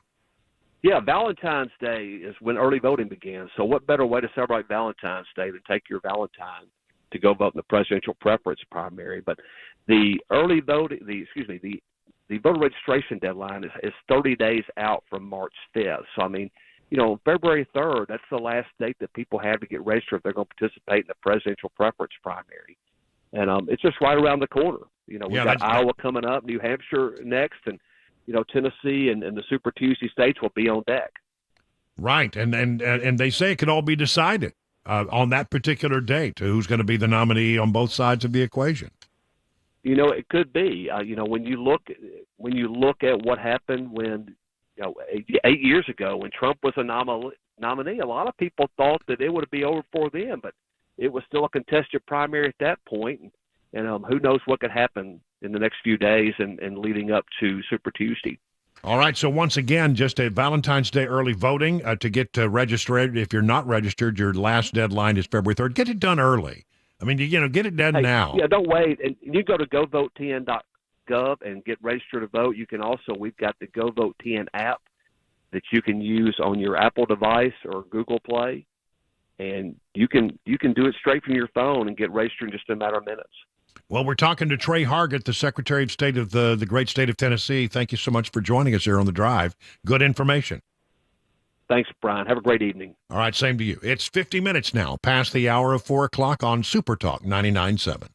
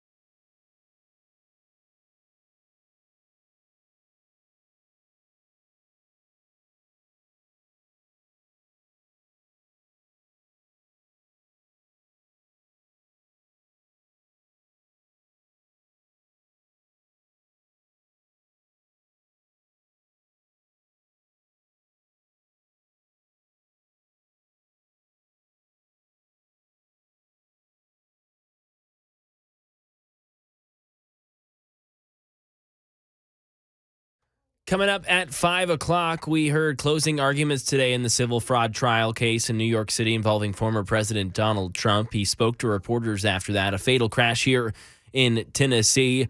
Conflicts on the Red Sea, inflation ticking up, and another head coach parting ways with their franchise in the National Football League. We'll tell you all about it. 5 o'clock, Super Talk 99.7 WTN. Yeah, listen, I am a little worried about the temperatures in Iowa. I mean, the overnight low on the day before the primary is minus 17. The high that day is minus 3. By the way, the minus 17, when you add the wind chill factor, it's more like minus 28. Holy crap. Yeah, I know. It's just insane, isn't it? But I was looking, I'm not the only one that's going to be suffering with this cold weather up there. The Dolphins and the Chiefs. That playoff game could be the coldest game in the history for both franchises. Mm-hmm. They're saying it's going to be like 5 degrees, and I have a list here of some of the most difficult games, winter games. Let's see, December 1967, Packers over Dallas in the Ice Bowl, minus 13 degrees in Green Bay. Let's see, January 10th, 1982, Bengals versus the Charger, the Freezer Bowl, minus 9 degrees in Cincy. Seahawks over the Vikings, minus 6 degrees in Minnesota in 2016. And the Giants over the Packers in Green Bay again. Green Bay, it's just cold there. Always. January 20th, 2008, minus 1 degree. So it could be that the kickoff temperature would be around minus 1. Insane. There in Kansas City. And the Dolphins, they're coming from Miami. Yeah. Yep. Good luck with that, boys. Yeah. I remember the coldest day that I was told I was going to tell this story. The coldest day that I ever had was for the Obama inauguration. So they said, you got the best assignment of the day, Wilson. We're going to put you on the platform right up there where, they're taking the oath of office. And it really was quite an amazing thing to be, only a few feet from history, but also to look down the mall and see 1 million people. I'd never seen anything quite like it. But, that was at noon. They put me out there at 0600. Ooh. And it was cold. And, the thing about cold weather is if you can do it for an hour, you can do it for 2 hours. But when you just sit for 6 hours in the cold, eventually it just bakes into your bones and you just get so cold you can't function. And then they said, but don't worry, we're going to warm you up, and then you have a second assignment. What's that? We're going to put you on the back of a flatbed trailer, and you will precede the presidential limo down Pennsylvania Avenue to the White House. So by the time I got done with that day, I was about all I could do to find a warm bath and just soak in it for hours because I was so cold. Whew, gosh, I don't think I've ever been as cold in my life. 59 minutes now past the hour of 4 o'clock on Super Talk 99.7 WTN.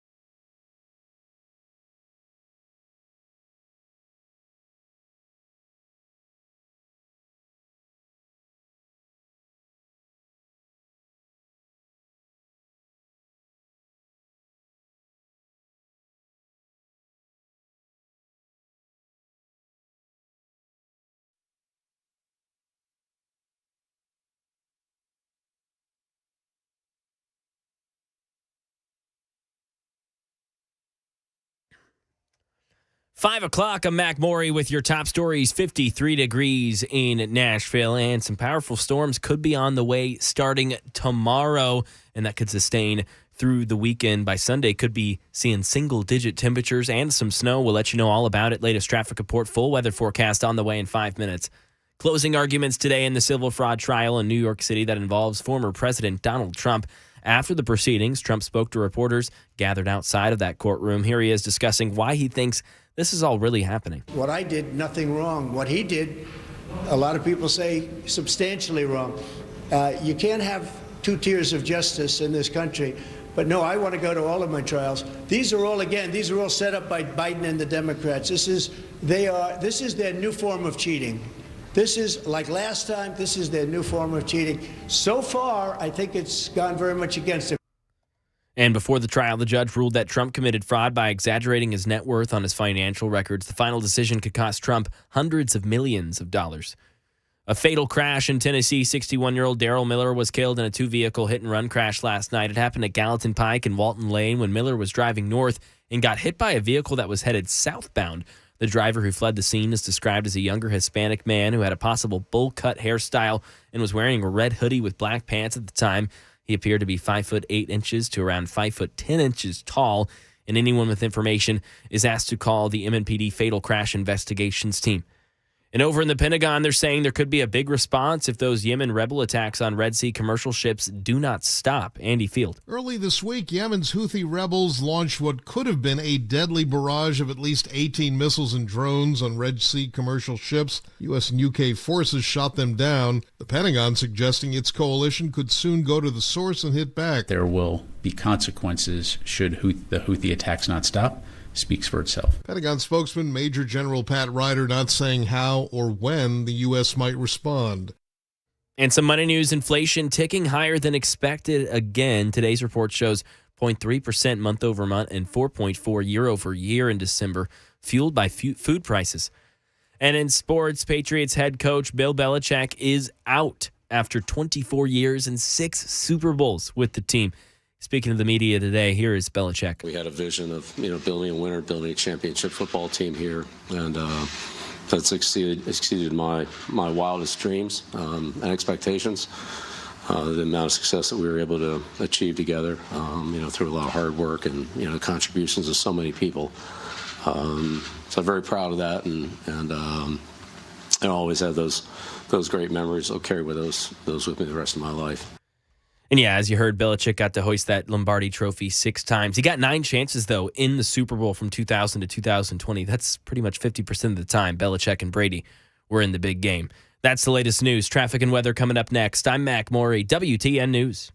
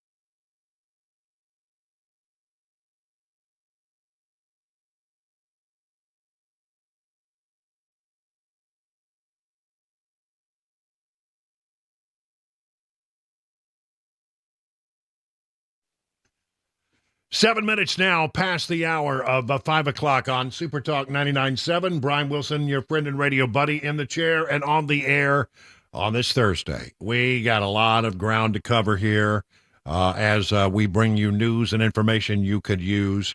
And again, we're preparing to go to Iowa. Thank you to Busy Bee and the Charlie Daniels Journey Home Project for supporting our trip there. And we'll be bringing you reports from Iowa coming up on Monday. Monday. It's your fun day for politics. So we'll be there.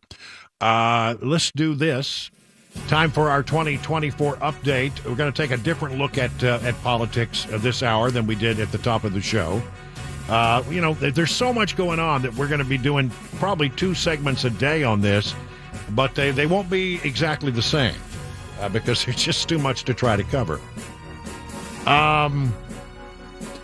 Look, the expectation is that in Iowa, Donald Trump is probably going to do very well. But Iowa sometimes throws curveballs. I mean, it really does, and it's because the votes break late there, and it can be changed at the last minute. The people who go to caucuses are very savvy political people. They watch closely. They don't get to vote early. They show up on caucus night and they cast their ballot.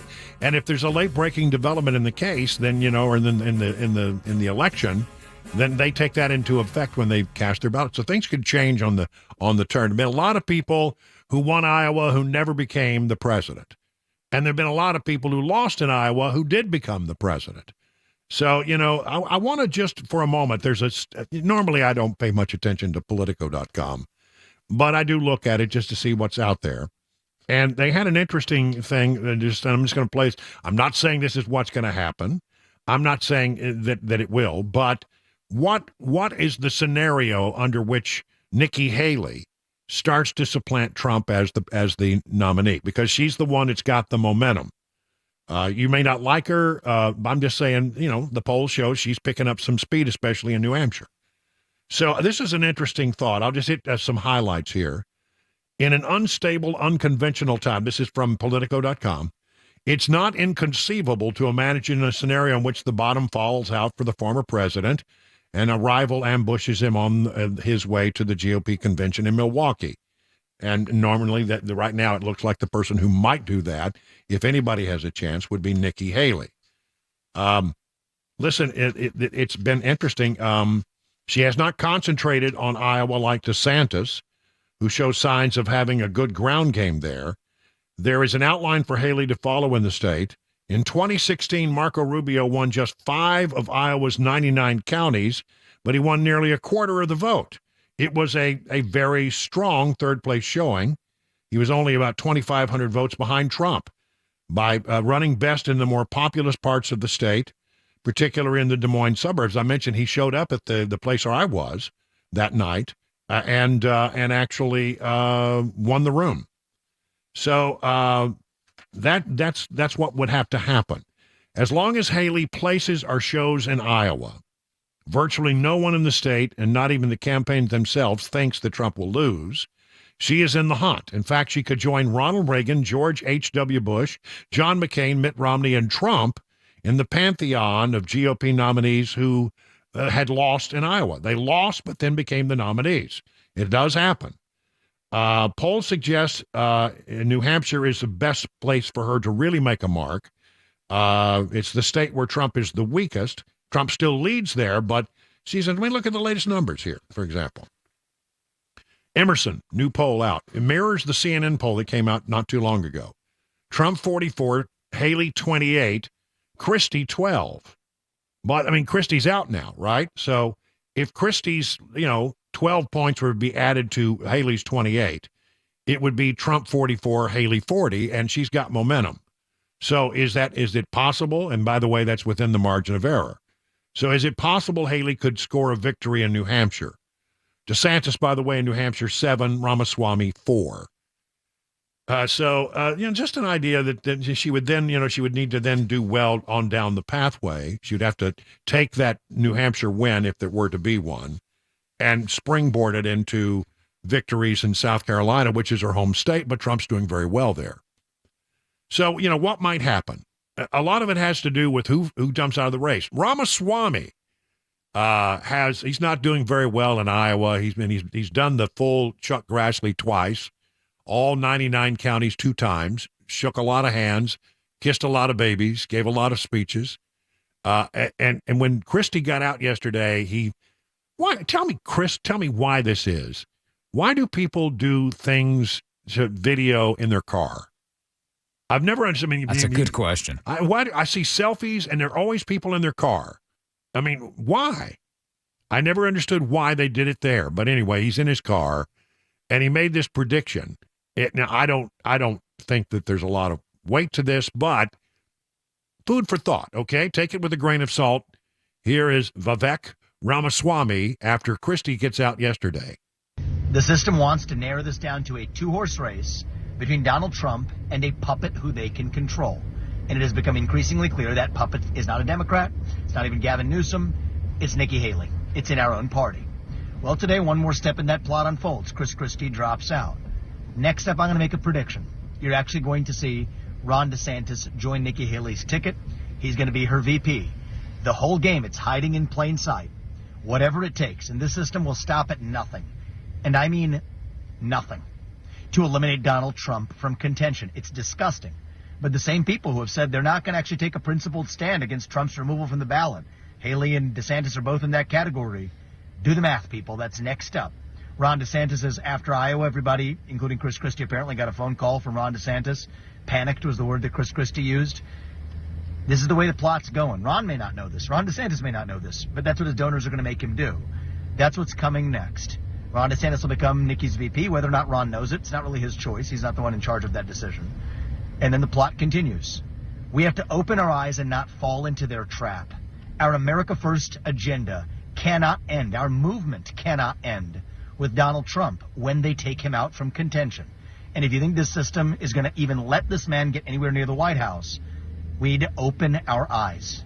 We need to do the right thing for our country. They are selling us the rope today that they're going to use to hang us tomorrow.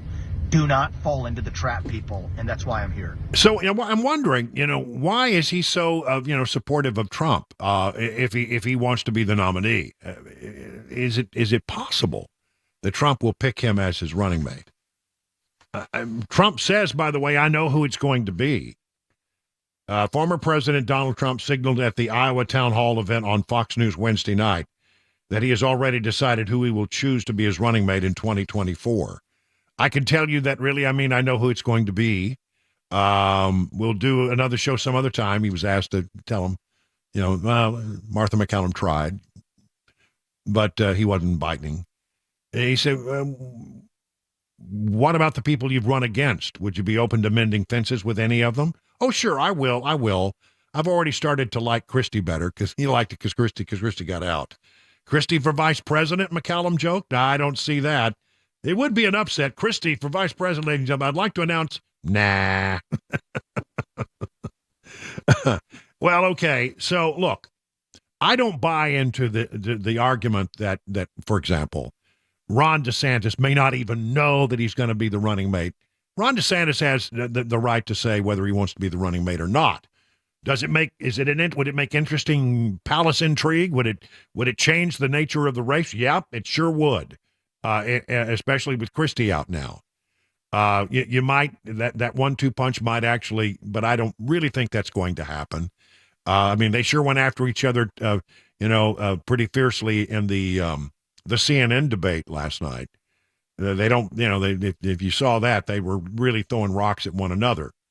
So I don't know. I don't know that I do that. But Ramaswamy, if you buy the argument that the power brokers are really pulling the puppet strings, then why is it so hard for anybody to imagine that would not happen on the other side of the equation with Joe Biden, that the power brokers would pull the strings and get rid of Biden because he's not going to win? I don't know. There's a lot of speculation here, but that's what politics is. You game the thing, you see what happens, then you wait for the numbers to come in. I think if you twist my arm real hard, I think Trump does pretty well in Iowa. I think Nikki Haley could come in second, which would be a great showing for her. If she's got the momentum. DeSantis has got a good ground game. And Nikki Haley is focused mostly on New Hampshire, and she insulted the people of Iowa the other day. There was that. And they remember that kind of stuff. But let's say she does okay in Iowa, doesn't win, but she does okay, and then she wins in New Hampshire. Does that change things? Yeah, potentially. And if you come out of New Hampshire and DeSantis decides to get out, and now you've got all the DeSantis and all the Christie people looking for a place to land, do they go to Trump? Or do they go to do they go to DeSantis? What about a DeSantis Nikki Haley team of some kind? I don't know. Pretty interesting stuff to sort of think about. What I'm basically saying is there are so many possibilities. You can't possibly know how this thing is going to go. Conventional wisdom is Trump gets the nomination, but conventional wisdom can at times be conventionally wrong. I think he probably will, but I'm not. There's not a that you can't say it with 1,000% that's going to happen. I also don't think that Biden will be the nominee, but again, I can't say with 1,000% surety that I believe that will truly happen. It's just that it sort of feels like they're gonna ditch Biden at some point. A lot of people believe that. All right, what else? RedState.com throws out the name of Elise Stefanik, Representative Elise Stefanik. She's been very supportive of Donald Trump. She's the third-ranking Republican in the House of Representatives. There you go. Real quick, I want to throw some more numbers at you from Iowa. USA Today, Trump 54, Haley 22, DeSantis 13, Ramaswamy 6. Trump leads Haley by 32 points. That's a USA Today poll. Iowa State poll out of Iowa. Trump 55, Haley 14, DeSantis 14. They have the Haley and DeSantis much closer, but Trump still leads by 41. New Hampshire, Trump 44, Haley 28, Christie 12, but, Christie's out. DeSantis 7, Ramaswamy 4, Trump leads by 16. And then the general election, have 3 results for the general election. Tip poll has Trump up by 1. If you take the Reuters poll and you look at a 3-way race with Biden, Trump, and Kennedy, Trump leads by 1. But it's this Rasmussen's report poll that sort of raises some eyebrows. They have Trump winning the whole thing by 8. So a lot of detail to go through here as we look at election 2024. The picture will become a little clearer after Iowa. The picture should become much more clear after we get through New Hampshire. But we're going to be, by the time we get the chance to vote, we're going to be making the deciding decision. Whoever gets put over the line, it will probably happen on Super Tuesday. 20 minutes now, past the hour, 5 o'clock.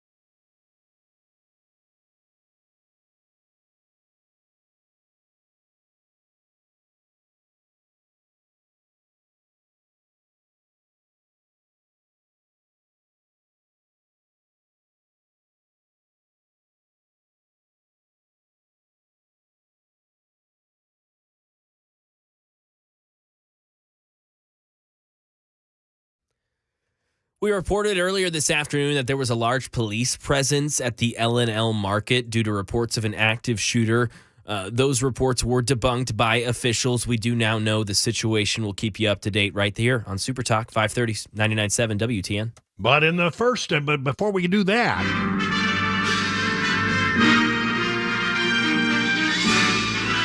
spanning the globe to bring you the constant variety of sport, the thrill of victory, pow, pow, pow, pow, and the agony of defeat.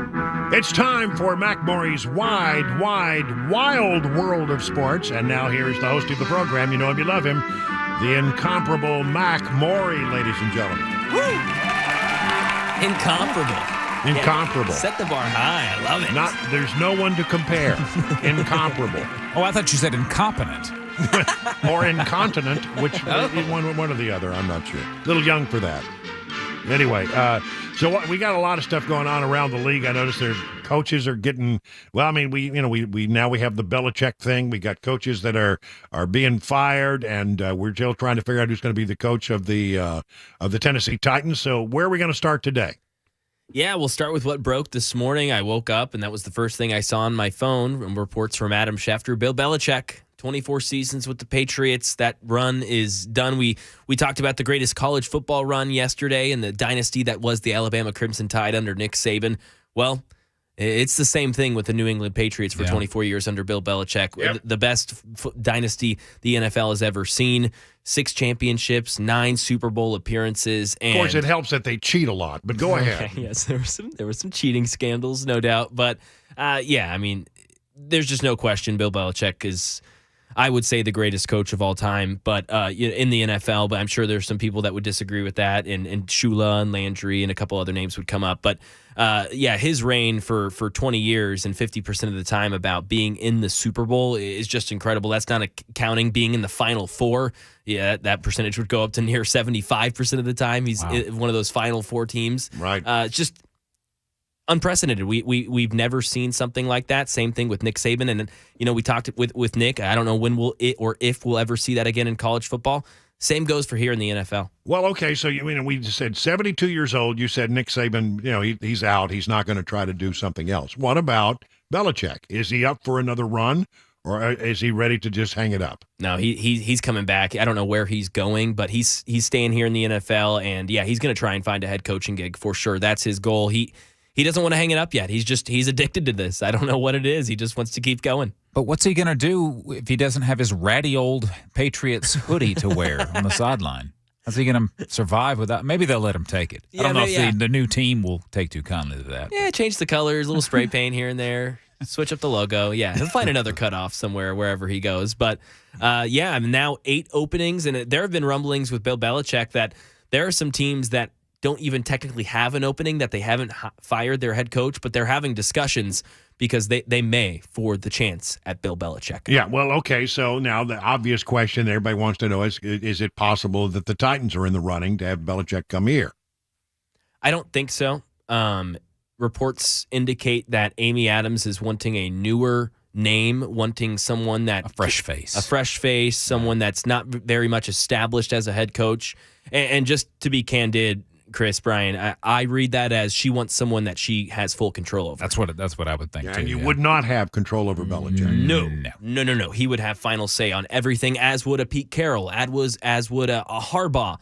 These are all names that are definitely going to have some sorts of say. And even guys like a Dan Quinn, defensive coordinator for the Dallas Cowboys, was once a head coach in the NFL. Mm-hmm. He's being brought up in names circling around the league. Even a guy like him, of his stature, he's going to want to have some pull in whatever organization. So, obviously what we're looking for is somebody who can, turn the Titans around and take advantage of what we have, build upon it during the draft, and then try to have a good winning season, do some good coaching, and bring in some good people to help him along the way. But if everything is measured against, Amy wants somebody she can control, that's going to be a red flag to a lot of people who might otherwise consider the job. Am I correct or am I wrong? That is absolutely right. Red flags all aboard. My podcast, Behind the Box Score, just released today, and I went on a rant about this very subject, Brian, about how Yeah, sure. Let's say all the reasons that people wanted to get rid of Mike Vrabel were justified and were correct, and now they want to find a new head coach. Great, you're in that search.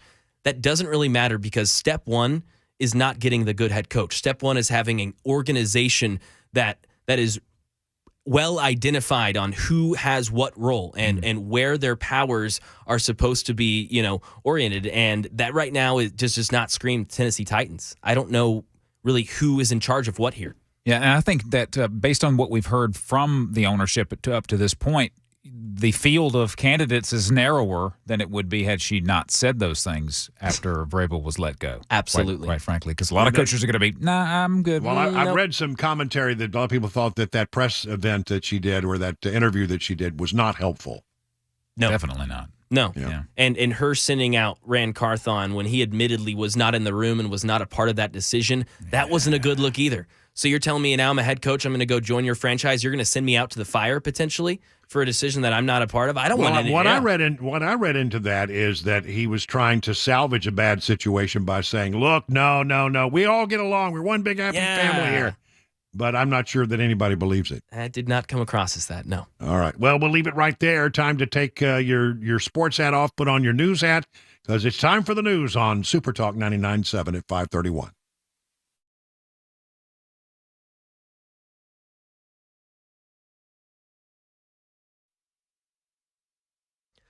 "31 minutes after the hour of 5 o'clock, Mac Maury with your top stories. Clear day, 52 degrees on Music Row. Got a stormy, very potentially cold and dangerous winds potentially as well. Weekend ahead, full weather forecast, latest traffic report on the way in 5 minutes. Earlier this afternoon, we had reports of a possible active shooter near the L&L Market in West Nashville. Those reports were debunked. A large police presence, however, has been reported there near the L&L Market, and it's because there was a shooting at the scene, and certain shell casings now are being processed. No injuries have been reported. Now business back to normal there.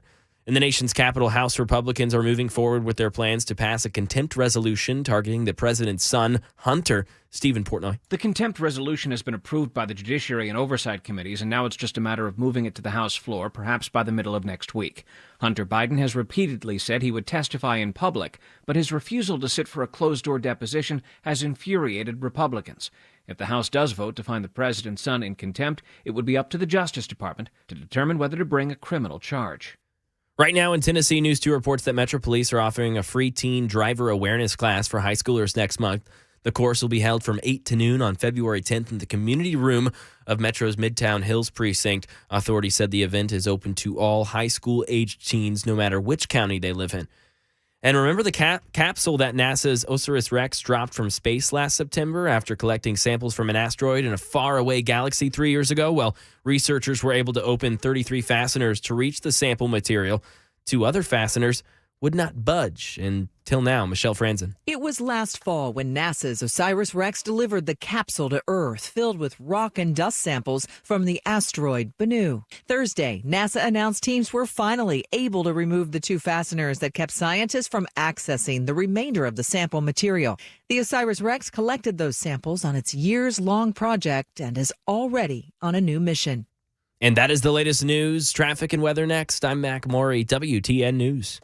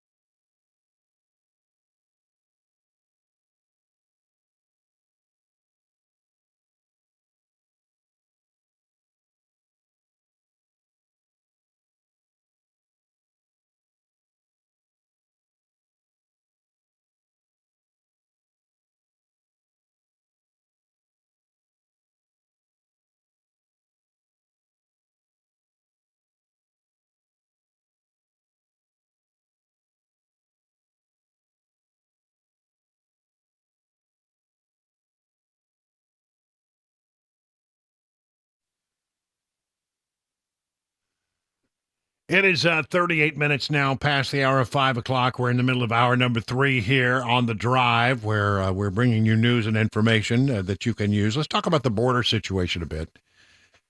Representative Mark Green is the chairman of the Homeland Security Committee on Capitol Hill in the House, and he's the one who's leading the charge to impeach Alejandro Mayorkas, and that's going to happen. He's going to be impeached. I don't know whether he'll be convicted or not, but he's going to be impeached.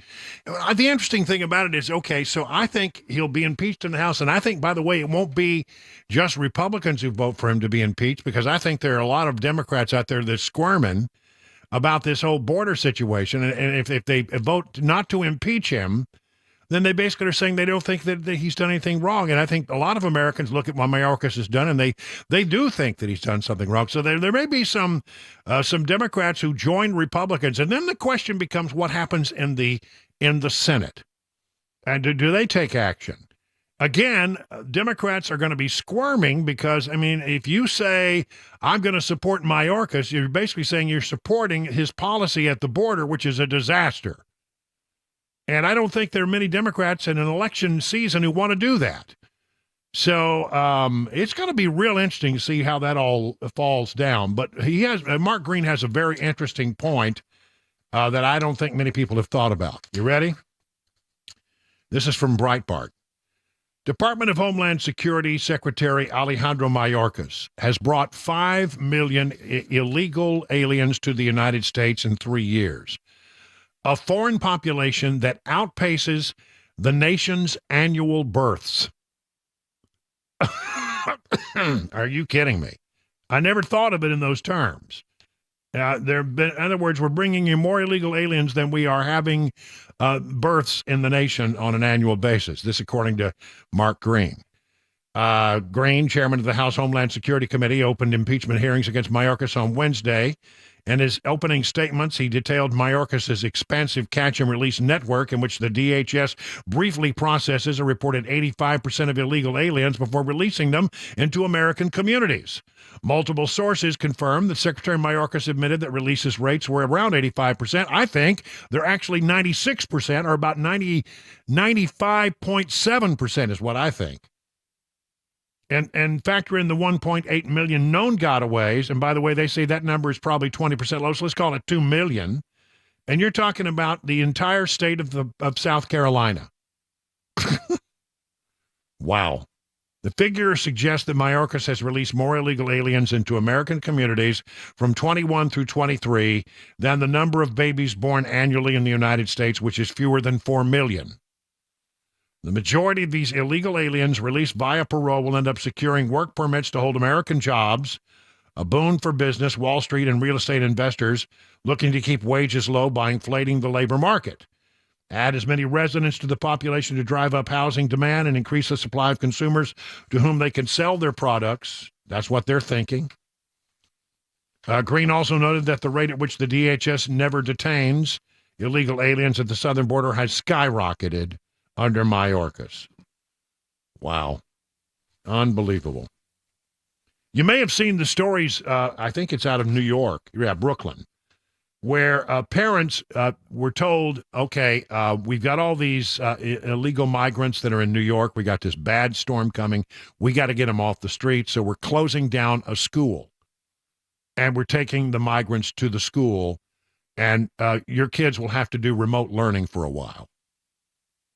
Well, you know, we all know what a wonderful thing that was during the pandemic. We know how far kids got behind. So kids are literally being kicked out of their schools so that they can handle the migrant situation. This is not Greg Abbott. This is Joe Biden. This is Alejandro Mayorkas. But the story I found in the Federalist today, sort of interesting, takes a look at how this has happened in other places as well. First of all, let's just figure this out, okay? Democrats' open border is turning the entire United States into a refugee camp. The record-breaking numbers of foreigners allowed to break U.S. border laws are most heavily affecting large sanctuary cities like New York, but the numbers are so high they can't help but affect cities across America as well. In Brooklyn, a high school informed parents their children will be getting low-quality remote instruction because their school is being turned into a refugee camp. The 4,000 students are being displaced on behalf of approximately 1,900 foreign lawbreakers in 2020. And that's right. When you come across the border, the first action is to violate the laws of America. In spring of 2023, city officials also occupied school gyms with migrants, prompting safety concerns from parents about unvetted military-age male foreigners sharing buildings with their young children. And as the Louder with Crowder blog notes, Brooklyn went 74-25% for Joe Biden, whose policies started the current border crisis. Also, pro-illegal immigration Governor Kathy Hochul won Brooklyn 72-28. So, I mean, understand, these parents are PO'd. I mean, they are flat angry about this. And who you can't blame Greg Abbott. You just can't. He's not responsible for this. You know, everybody blames Greg Abbott. Greg Abbott, as best I can tell, I've run the numbers, is responsible for about 10% of the people who are in New York City who are illegal immigrants. Just, but not 90% of them are there because of Mayorkas Biden, or Biden Mayorkas. This is a stark illustration of a phenomenon affecting 50 million American K through 12 kids still seriously struggling to recover from 3 years of lockdown learning damage. We are still trying to work our way out of that. Just as they've gotten back into school, American kids everywhere are being placed in classrooms with even more illegal migrant kids who don't speak the language. And, no child left behind. You got to teach them all. And so if you have one that doesn't speak the language, then you have to go really, really slow, and then everybody else has to suffer for not learning as quickly as they possibly could.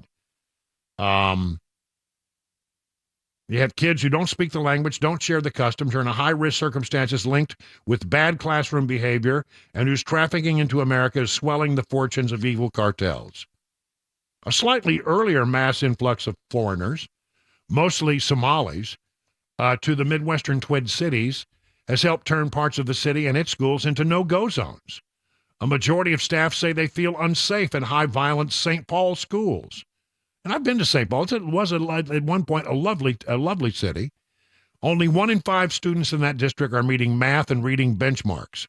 Foreign-born English language learners are the least proficient in reading, with aggregate scores even lower than those of homeless kids. Statewide, Minnesota's kids' latest reading and math scores are the lowest on record. And there, you could go and you can find other cities where they have been impacted. And again, immigration is the driving force here. And who's driving the immigration wagon right now? It's the open border policies of the Biden administration. It's not Greg Abbott. Stop that nonsense. If I hear that one more time, I'm going to lose my mind. It's not his fault. He's just trying to bring your attention to a problem that exists. And you think it's bad, in some of these inner city schools. Think about how bad it is when you're being completely annihilated by thousands of people who come across the border in your community every day. It's just insane that they try to make this case. Look, this whole thing that Green is doing could be the big game changer in 2024, where it can be the one issue that Democrats are going to have to really worry about. Because if you look at the things that people are concerned about right now, number one is inflation. By the way, I saw a statistic on inflation today that it takes $1.20 to buy what $1 would buy before Joe Biden was elected president. So roughly, we're talking about a 20% inflation in everything. Everything has gone up about 20%. By the way, your salary has not gone up 20%. I can promise you that. So what's going on there? That's the number one thing people care about. The number two thing that people care about is immigration and the chaos on the border. And yet, they seem absolutely incapable of having any conversation about doing something to correct the problem, which they caused with some 64 different things that they changed as soon as they came into office. The Speaker of the House just came up with a wonderful list of 64 things that got changed that made the border more open than it was. And, and their answer was amnesty. We need amnesty. We got to have amnesty. They're trying to push this down our throats. And you know what? Americans are not going to have it. They're simply not going to have it. It's a non-starter. It's not going to happen. And now we've got this problem with millions of people, millions and millions of people, adding like a new state of people into the country when spread out all over. But it comes to about, 8 million people. That's more than lives in the state of Tennessee. And how's that going to play with people during I don't think it's going to play well. So, they don't want to talk about that. What they want to do is they want to scaremonger, and they want to make you afraid of the orange man bad. I'll tell you what's bad. When your kids can't get a decent education because of what's happening on the southern border. I'll tell you what's bad. It's bad when you have drugs coming across the border and crime coming across the border and 2 million people in this country, we don't know who they are, we don't know what they're up to, we don't know where they are. That's bad. And the American people are smart enough to see that. I don't think it's going to fare well for them. Mayorkas needs to be impeached, and let's call people and make them vote.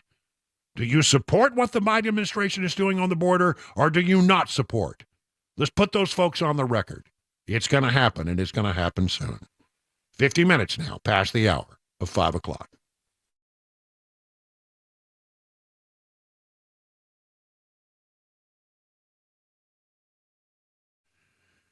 Let's talk about gold. Gold has been used as money for millennia, a tried and true store of value, consistent across many generations. I mean, it's something you can hold in your hand. It's tangible, right? I mean, you can feel it. You can touch it. You can put it in your safe, and it will always have value.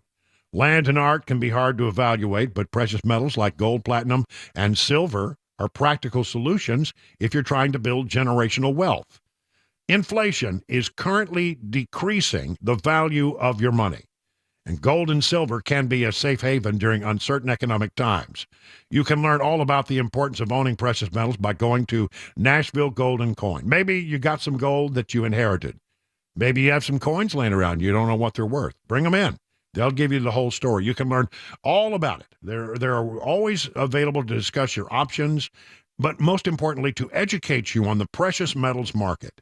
So do what I did. Go to Nashville's real money source, Nashville Gold and Coin. Learn more. Set up your one-on-one appointment by going to NashvilleGoldandCoin.com.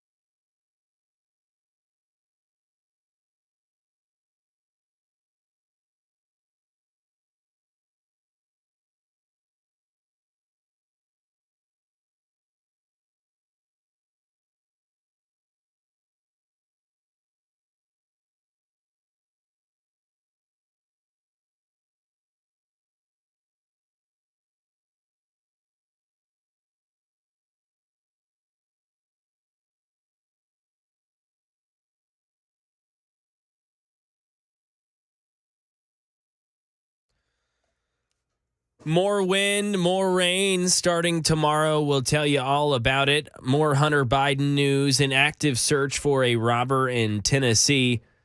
Plus some interesting news concerning that Boeing 737 MAX 9 that's been grounded. 6 o'clock right here, Super Talk 99.7 WTN. All right, so Nikki Haley, sort of got trashed by Christie as he was going out the door.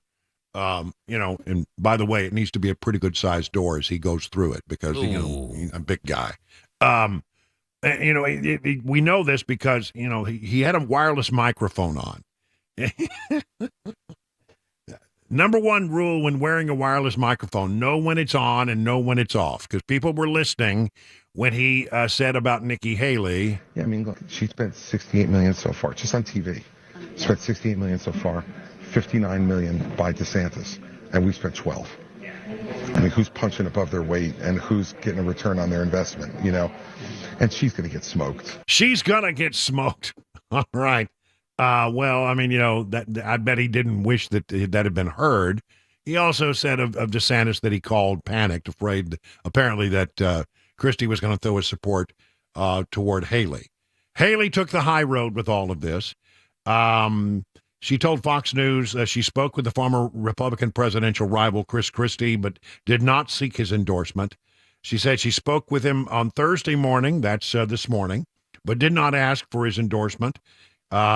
She said that she wasn't aware of the derogatory comments about her that were caught on the hot mic moment, but she did not ask for his endorsement. However, if the votes from Christie go to Nikki Haley in New Hampshire, she might be able to engineer a win or a near win, and it'll be interesting to see exactly what happens after that. It is now 59 minutes past the hour of 5 o'clock on Super Talk 99.7.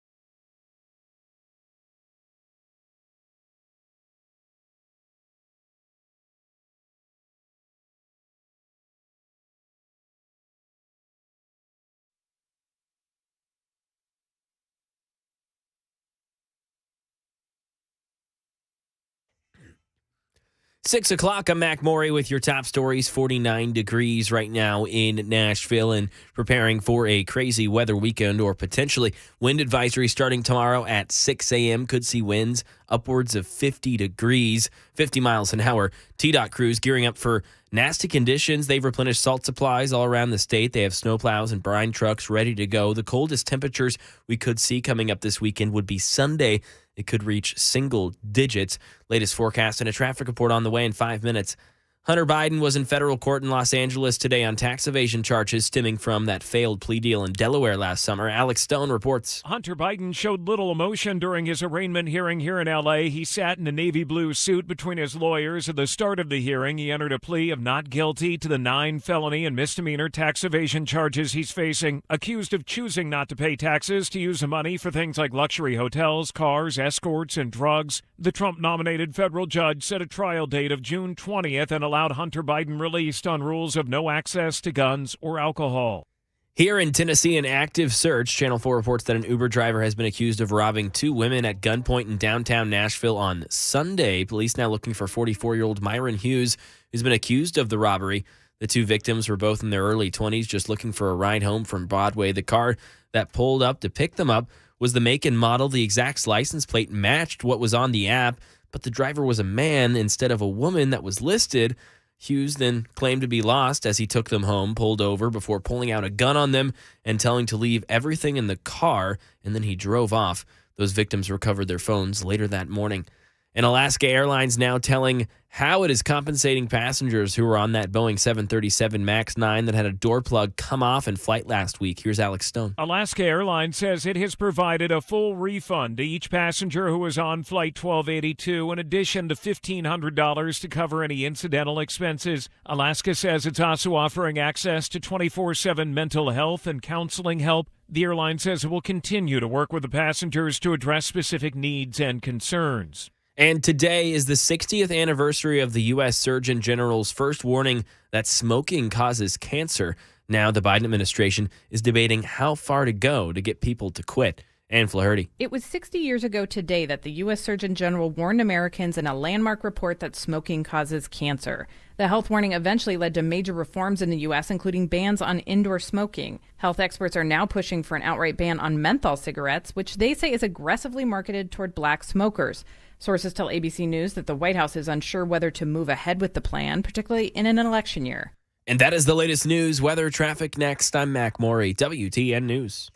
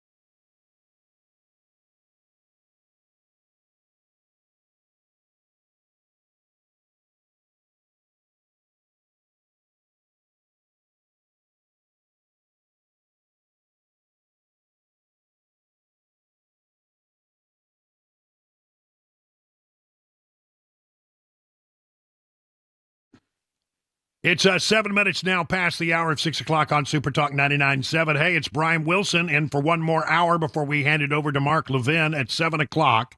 We have a lot of ground to cover. We've been talking politics today, and a reminder that we will take the show on the road from Iowa on Monday the 15th. That is caucus day there, and see how things play out. I mean, we've heard from the politicians, and we've heard from the people, pundits, and we've heard from the pollsters. But now let's hear from the people. Let them have the first say, and let's see whether or not all the stuff that we've been hearing is right, or whether there's going to be a different season than we might have anticipated. We're going to be bringing it all to you from Iowa throughout the day.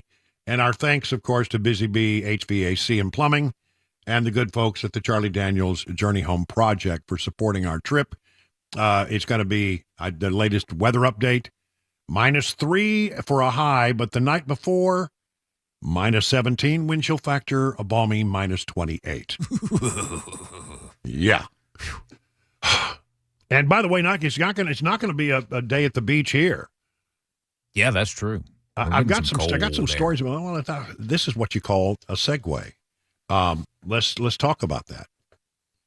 The Tennessee Valley Authority is preparing. Remember Christmas of 2022 when we had rolling blackouts and brownouts, and people got cold because it got really cold and our system wasn't able to handle it all.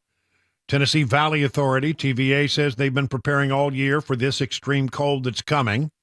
Late Sunday, the region will be down in the 20s with single-digit lows early in the week. It will be the coldest air we have experienced since that nightmarish cold we had in December of 2022 when it killed off all the bushes in my yard. Not that that's the most important thing that happened, but it was to me. That month, a winter storm wreaked havoc. What else can you wreak? You can only wreak havoc. Who was it that said that? That said it that way, wreaked havoc. Oh, you know what it was? Nobody probably remembers this, but there used to be a radio drama that was called Chicken Man back in the day. That's what it was. I remember you talked about this before. And they would come on and said, and I will wreak havoc. To wreak, from the verb to wreak. I don't, everybody, when they say it wreaked havoc, what else gets wreaked? Can anything else get wreaked? I don't know. That's the only thing I've ever wreaked. Wreaked havoc. Well, that month, the winter storm wreaked havoc across the country and was the coldest system average temperature since February of 1996. TVA says they've been working nonstop to complete their more than 3,400 winter readiness activities, including enclosures around exposed equipment, insulating exposed heated electrical cabling, and modernizing their heat trace technology. Well, there you go. That means knowing the signs of frostbite and hypothermia. You should be ready. Bundling up, staying dry, multiple ways of receiving information. Do you have batteries in your transistor radio? Nobody has transistor radios anymore. Your integrated circuit radio. Sign up for alerts from your local National Weather Service office. Make sure you have a preparedness kit. Maybe, my whole house is basically relies on electricity. Even if you have natural gas, it takes electric to run the fan, right? Yeah, that's true. Yeah. So, I mean, I don't know. So there you have it. So be ready. Be ready, be ready, be ready. Okay. So anyway. Tennessee news. Tennessee lawmakers are at odds after studying the rejection of U.S. education money. So there was this thought that maybe in Tennessee we would forego taking any federal money. And we get about $1 billion in federal K through 12 money annually. And we're going to forego that because when you take the money from the federal government, they have all kinds of strings attached to it. And the question was, what happens if you decide not to take the federal money and you replace it with money that's in our budget? Come up with $1 billion and then forego federal money. Then you could make your own rules, right? It was conservative, a Republican backlash against rules to protect LGBTQ plus folks and all of that nonsense, and the CRT and the DEI and the EIEIO and all of that. Okay, those findings spelled out. They said that it would be unprecedented and raise more questions than answers. Those findings are spelled out in a letter this week from the Senate lawmakers on a joint House-Senate panel that studied that possibility of rejecting the money and replacing it with state cash. The senators wrote that they haven't been able to agree with their House counterparts on the recommendations about the federal education funding, much of which is targeted to serve low-income students, English learners, and students with disabilities. A House report, the House has a very different view of this, has not been released. But, I mean, if the Senate's not going to go along with it, as we saw, it ain't going to happen. House could come up with all kinds of ideas, but, it takes two houses to pass a measure, and if the Senate and the lieutenant governor, who's apparently still recovering from some kind of ankle issue, if they're not on board with it, it ain't going to happen. The lieutenant governor is a very powerful person in the state of Tennessee. He can make you or break you. Republican House Speaker Cameron Sexton raised the idea, saying the state could afford to backfill the money, estimated to be about $1.8 billion, in an effort to avoid certain federal requirements. But Sexton and GOP Senate Speaker Randy McNally set up the study committee last September, leading to several meetings that included testimony that looked at this matter, but did not take money from the federal government. So senators say they're not on board with the House idea. They don't know that they can go along with it. So that idea, at least right now, doesn't sound like it's going anywhere. And I sort of liked the idea of not being beholden to the federal government if we could afford it. But I mean, how much is the governor's plan for educational savings account going to cost long term? First year, it won't be as much, but as it will be in 2025. But can we afford to do both is the question. From the State General Assembly, safe gun storage back up for debate in Tennessee. Multiple bills filed. This from WKRN. It hasn't made it far out of the Tennessee legislature in the past. The safe storage of firearms is up again for debate. Handful of bills aimed at regulating the storage of firearms in vehicles have been produced. Some have been introduced, some revived. This is coming from Democrats. It's something that's been an ongoing issue in cities like Nashville, where police report that 77% of stolen guns are taken from cars last year, adding up to 1,203 guns in the wrong hands by the end of 2023. There's a lot of firearms on the street right now in the hands of people who shouldn't have them, mainly because people do not secure their weapons. I don't want to preach at you, but I mean, I'm telling you, this one irritates me because with great rights come great responsibilities. And if you have the Second Amendment right, that is a right that is, it's outlined in the Constitution, then you need to be responsible for that weapon. That's just being an adult. I don't want to hear it from people who say, "Oh, Wilson, you're just you're not a true Second Amendment." No, I think I am true Second Amendment.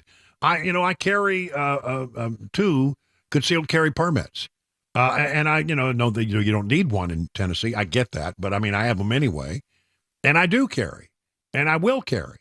But I invested in a safe so I can lock my gun in my safe it's a lockable combination safe that's in my truck.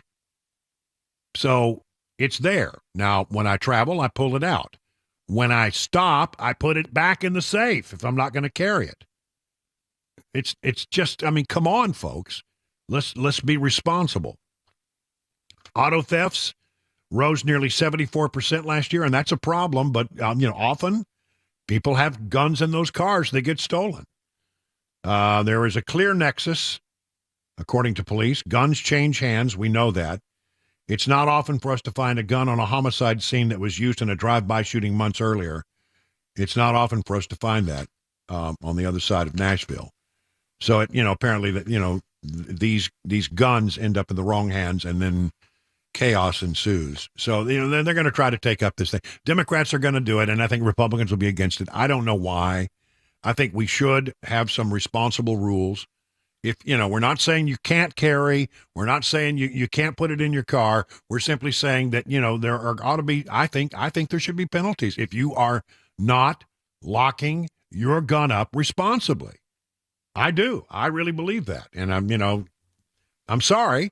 I would like to be considered a responsible gun owner, and I know that many of you are, and you cringe at this idea. I'm not against it. So sue me. I feel very strongly about that.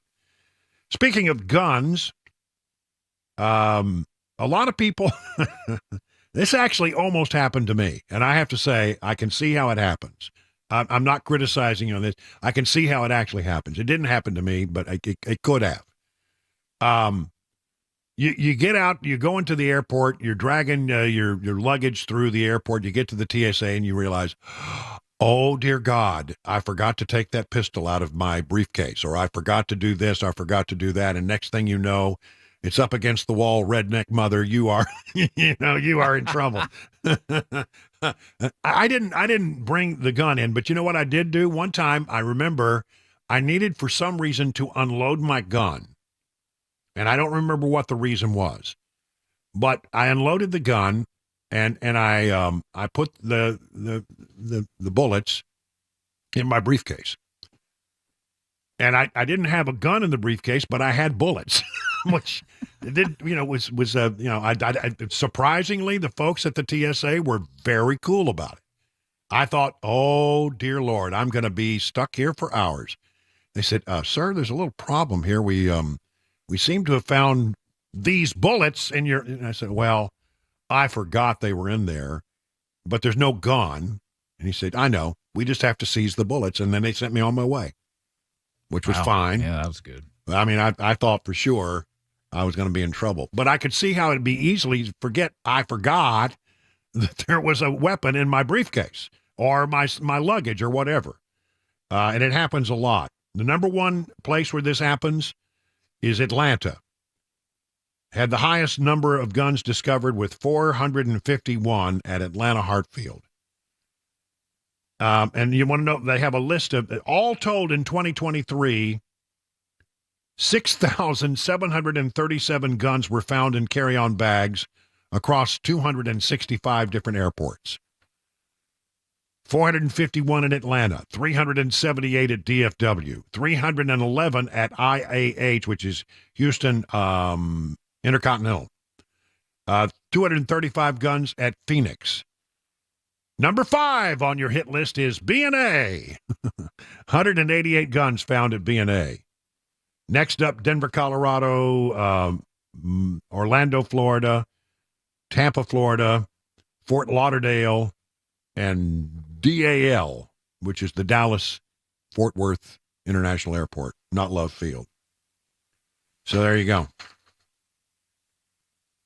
TSA does not confiscate firearms, but has the authority to issue fines to passengers carrying guns up to $15,000. So if they think that you're a bad actor, you could be fined. I was so embarrassed. I was, after I harp on about, making sure that you keep your guns locked. Here I walk into the TSA and I got a handful of bullets in them. I mean, come on.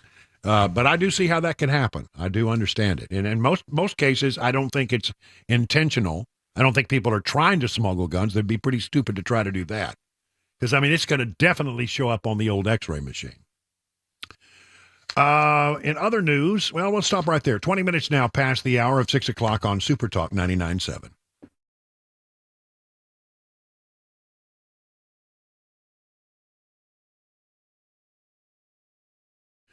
Grace Point Healthcare delivers medicine affordably with menu-style transparent pricing so you know how much it costs before the care is delivered. They are best known for their Smart Care plans, which start at $69 a month. You get unlimited office visits and basic labs, free basic labs for the entire year. And because they treat the entire family, even newborns, they offer family plans as well. Now, here's the thing. You take that Smart Care plan, $69 a month.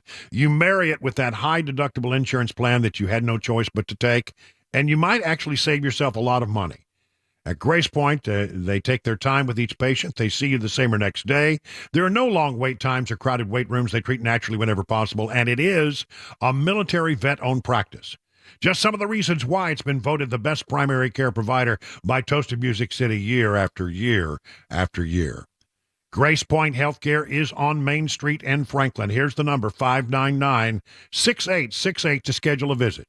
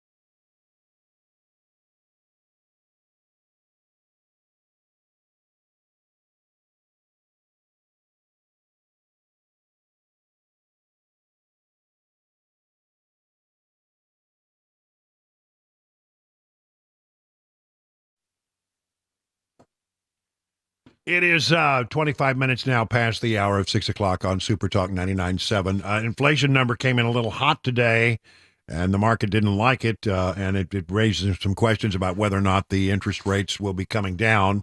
Biden administration would love to have interest rates come down in an election year. The Fed seems to be on the bubble about it, and the higher inflation number may cause some folks to stop and think about the wisdom of lowering interest rates just now. You know, again, we've always talked about this so-called soft landing of the economy, as they raise interest rates to try to choke off inflation. You have to hurt the economy to make it better, apparently. And so at the White House, they were trying to put lipstick on the pig. Inflation is cool, but food prices are still high. What would you say to Americans who are worried about food prices, and why do you think that the phrase Bidenomics has not cut off? Yeah, so we are very focused on the kinds of expenditures that hardworking American families make every week. Food prices is very important. We've actually seen several categories of food prices coming down over the last year. So if you Really, look I at haven't dairy, seen that. it's come down. If you look at fruit and vegetables, so we are very focused on again. Grocery prices for American families, and we are actually seeing prices coming down over the year. So they're very focused, and they say that some prices are coming down. I don't know. I saw a story today that said that it cost you $1.20 to buy what $1 would have bought back when Biden was just coming into office. So that's inflation of around 20%. And I guarantee you your income probably hasn't gone up 20% in the same time. Also, at the White House today, well, this is actually, I think, happened yesterday, but it was a good exchange between that nice Peter Doocy and John Kirby. Again, they're talking about the Secretary of Defense and why he was in the hospital and why nobody seemed to know about it. And Doocy had a great question. I love Kirby says at one point, says, "Give me a second here, bub." Listen. If the administration is going to go to such great lengths to keep secrets about the defense secretary's health, how can anybody be certain that the administration would not go to the same lengths to keep secret problems with President Biden's health? Boom, Dad. Great question. Here we go. If you could logically argue, and you can't, but if you could logically argue that He's 81 years old. Wait a second. Just give me a second here, bub. I'll get there. Dude, give me a second here, bub. I love that. Hold on a minute. What? Just give me a second here, bub. I'll get there.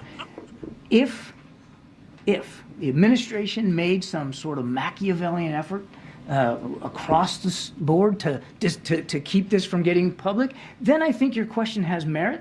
And certainly is a fair one. I don't think it's a fair one because that's not what happened here, Peter. What happened here is the Secretary of Defense, for whatever reason, I can't answer the question why, that information wasn't shared. It wasn't shared widely in the department, and it certainly wasn't shared with the interagency. It's not good. It's certainly not good, which is why, again, we want to learn from this. We want to make sure that it doesn't happen again. We want to learn from this, but I just love this part right here. You know, the part. Just give me a second here, bub. You know you're getting under his skin when the guy says, "Dude, give me a second here, bub." Oh, you know, that little game that gets played is so rare. Do you actually get a rise out of people in those sessions? And most of it, you know, they go to their book, they say their little thing, they talk about how we think this is very important, and as you heard them talk, we're very focused. We think this is very important. We're paying great attention to it, but they say that, but then you quickly come to understand that it doesn't mean anything because they're really not. They're not. Honestly, the stuff that comes out of that briefing room, the best stuff comes out of Kirby. And I heard somebody, I think I may have heard somebody refer to Karine Jean-Pierre as cringe Jean-Pierre. Because, some of the things she says are just so cringe-worthy. You can't believe it's coming out of her mouth. She's the worst White House press secretary in the history of White House press secretaries. 30 minutes now, past the hour of 6 o'clock on Super Talk.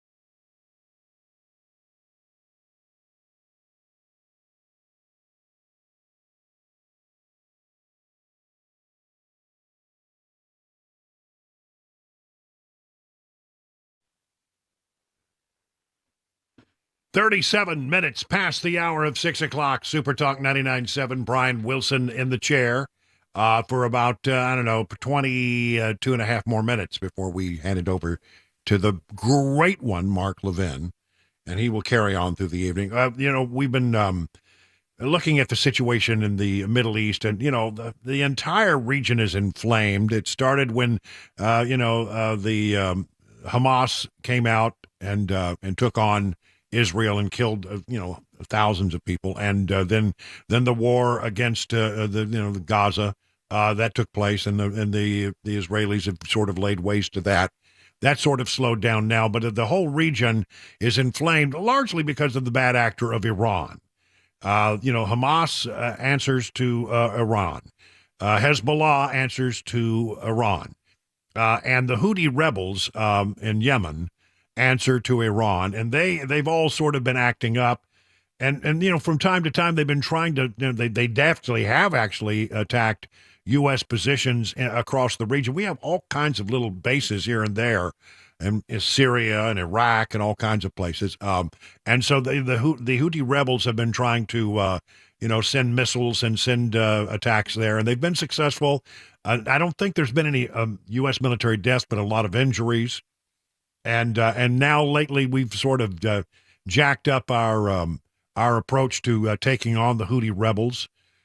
We took out some of their little fast boats so that they couldn't terrorize big ships in the Red Sea. But now it's getting more serious. Tonight there comes word of enhanced U.S., British, and militaries launch a massive retaliatory strike against Iranian-backed Houthis in Yemen. U.S. and British militaries, according to the Associated Press, bombing more than a dozen sites used by the Iranian-backed Houthis in Yemen on Thursday in a massive retaliatory strike against warships using warship-launched Tomahawk missiles and fighter jets. Several U.S. officials have told the Associated Press the military targets included logistical hubs, air defense systems, and weapons storage locations.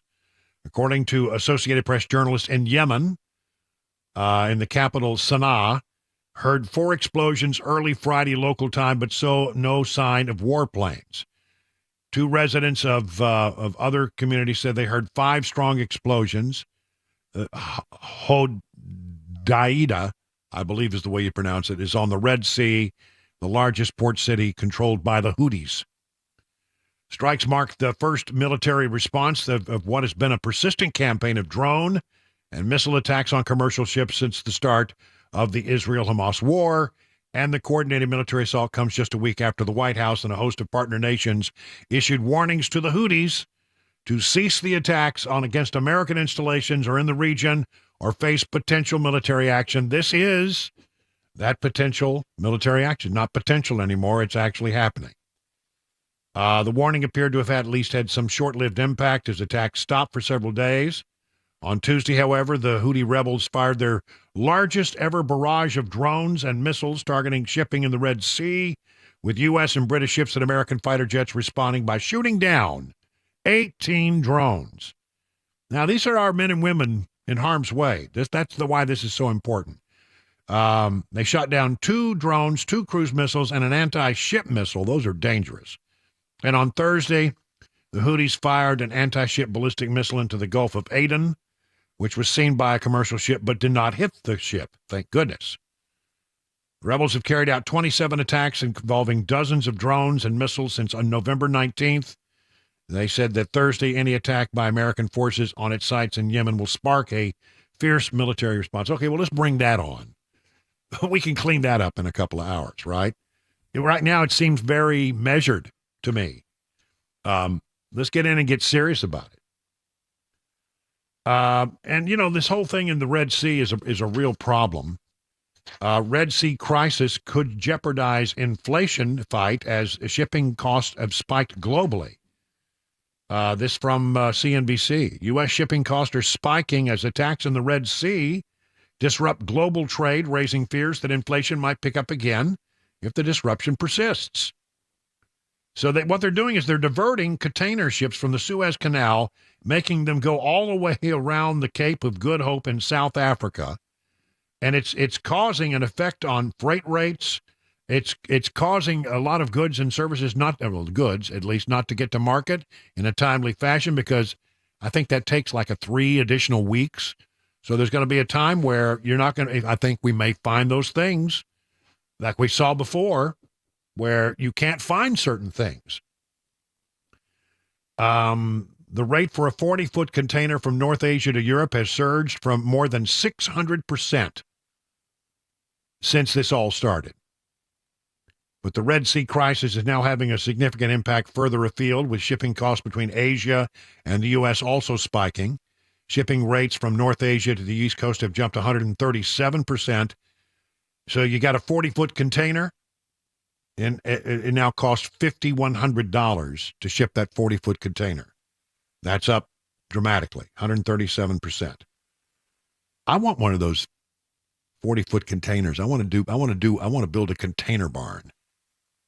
What are you going to do with that? Oh, no, it's a thing. It really is. Container buildings. I know, but what are you going to do with something like that?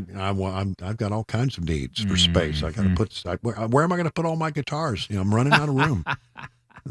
Where are you going to put Elton's piano whenever you win that auction? No, I'm not going to be doing that for sure. Oh. No, I have a piano. I'm fine with it. Well, anyway, again, these things, do not happen in isolation. That's the thing I'm trying to say here. You have, a weak president, and the Iranians don't respect him, and so they get, Hamas to invade Israel, start a war there, and then it widens out, and it gets bigger and bigger and bigger, and now it starts to impact our economy. And we're waiting on things that are having to go 3 weeks around the entire continent of Africa to be delivered. What a mess. What a mess it is. And so, I think we really should get in there and clean up the Houthis pretty quickly. Just put those people out of business. I don't think it would be that big a lift for our mighty military, but, the Biden administration does everything in half measures. By the way, Iran on Thursday captured an oil tanker previously involved in a Washington-Tehran dispute over carrying U.S.-sanctioned crude oil. It's the St. Nicholas in the Gulf of Oman, according to the Islamic Republican News Agency. Earlier Thursday, the U.S.-UK Marine Trade Operation said the unnamed tanker was boarded by armed individuals near the Gulf of Oman and appeared to change course toward Iranian waters. So watch that space as well. Let's see what else. Hertz. Oh, yeah, this story is pretty something. Hertz is selling 20,000 EVs. So, a lot of people were not happy when they would show up at a place and maybe there'd been been a busy time, and a lot of the Hertz rental cars were sort of already out, and they got handed the keys to an EV. And they said, well, hold it. Why am I getting an EV? I want a gas. Well, I'm sorry, we don't have any gas cars. You're going to have EVs. And so, but now Hertz is now looking at it and saying, people don't want them. And we have too many of them. So they're going to sell 20,000 EVs. And they're going to reinvest in gas-powered vehicles because, people don't want to drive the EVs. They just bought too many of them. By the way, most of these are Teslas. And if you want an EV, you can get a pretty good deal because they and one of these Teslas start, I think, about 54K, right around 50,000 for sure. And, you can buy a used one from Hertz for about 25. Of course, there's no telling where it's been. There's no telling what they did to it. That's true. I mean, my dad used to, by the way, all the time, used to buy old rental cars. My mom drove a whole series of cars that had once been Hertz rental cars.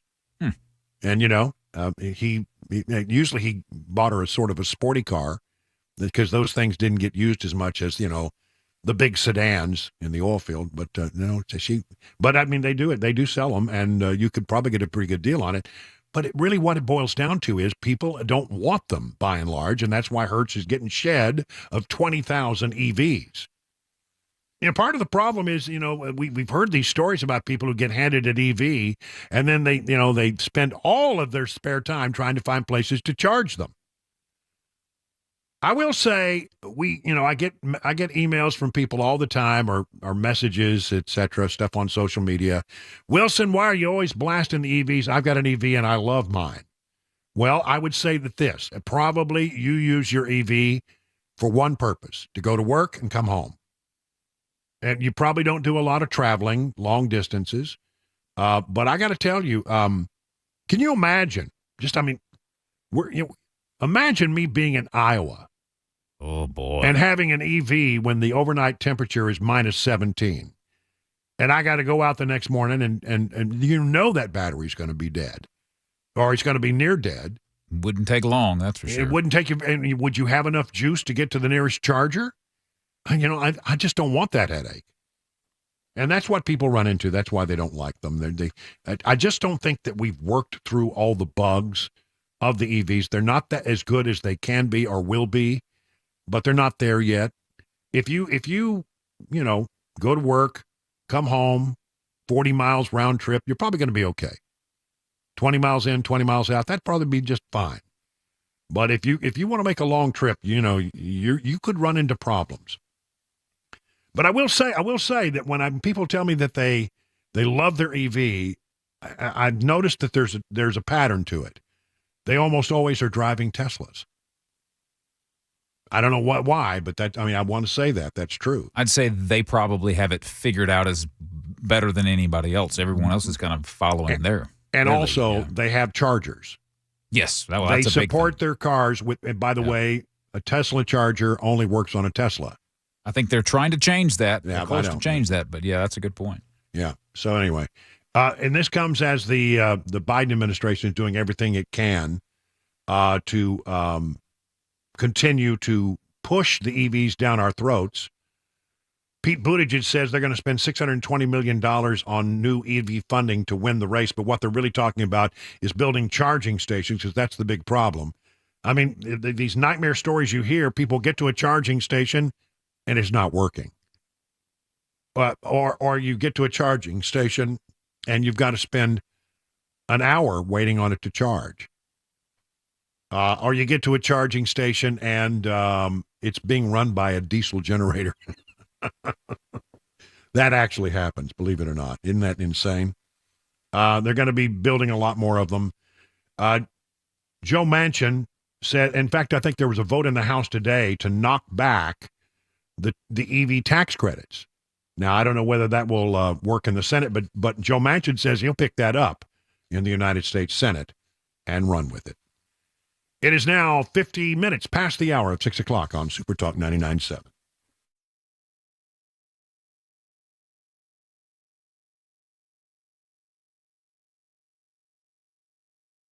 Well, we do have cold weather coming, and if you are having trouble with your your heating system right now, it's just not getting the job done, or you're worried about it going out on the blink, why don't you call the folks that I would call Busy Bee, HVAC, and Plumbing. They'll come out and they'll take a look at it and make sure that your system continues to function the way your system is supposed to function.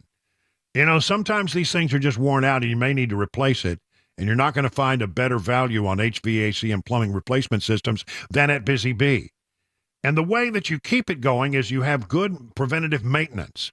And that's what being a member of the Beehive Club is all about. Become a member for as little as $99. You get thorough maintenance services, 3 of them, aimed on your systems, 1 aimed at heating, 1 aimed at cooling, 1 aimed at plumbing. No overtime charges 24/7 and 10% off all repairs. Busy Bee Plumbing, Heating, and Cooling is your official Rude Pro partner for satisfaction guaranteed. Call the folks I call, Busy Bee Plumbing, Heating, and Cooling, 615-775-7833, online at busybehvac.com.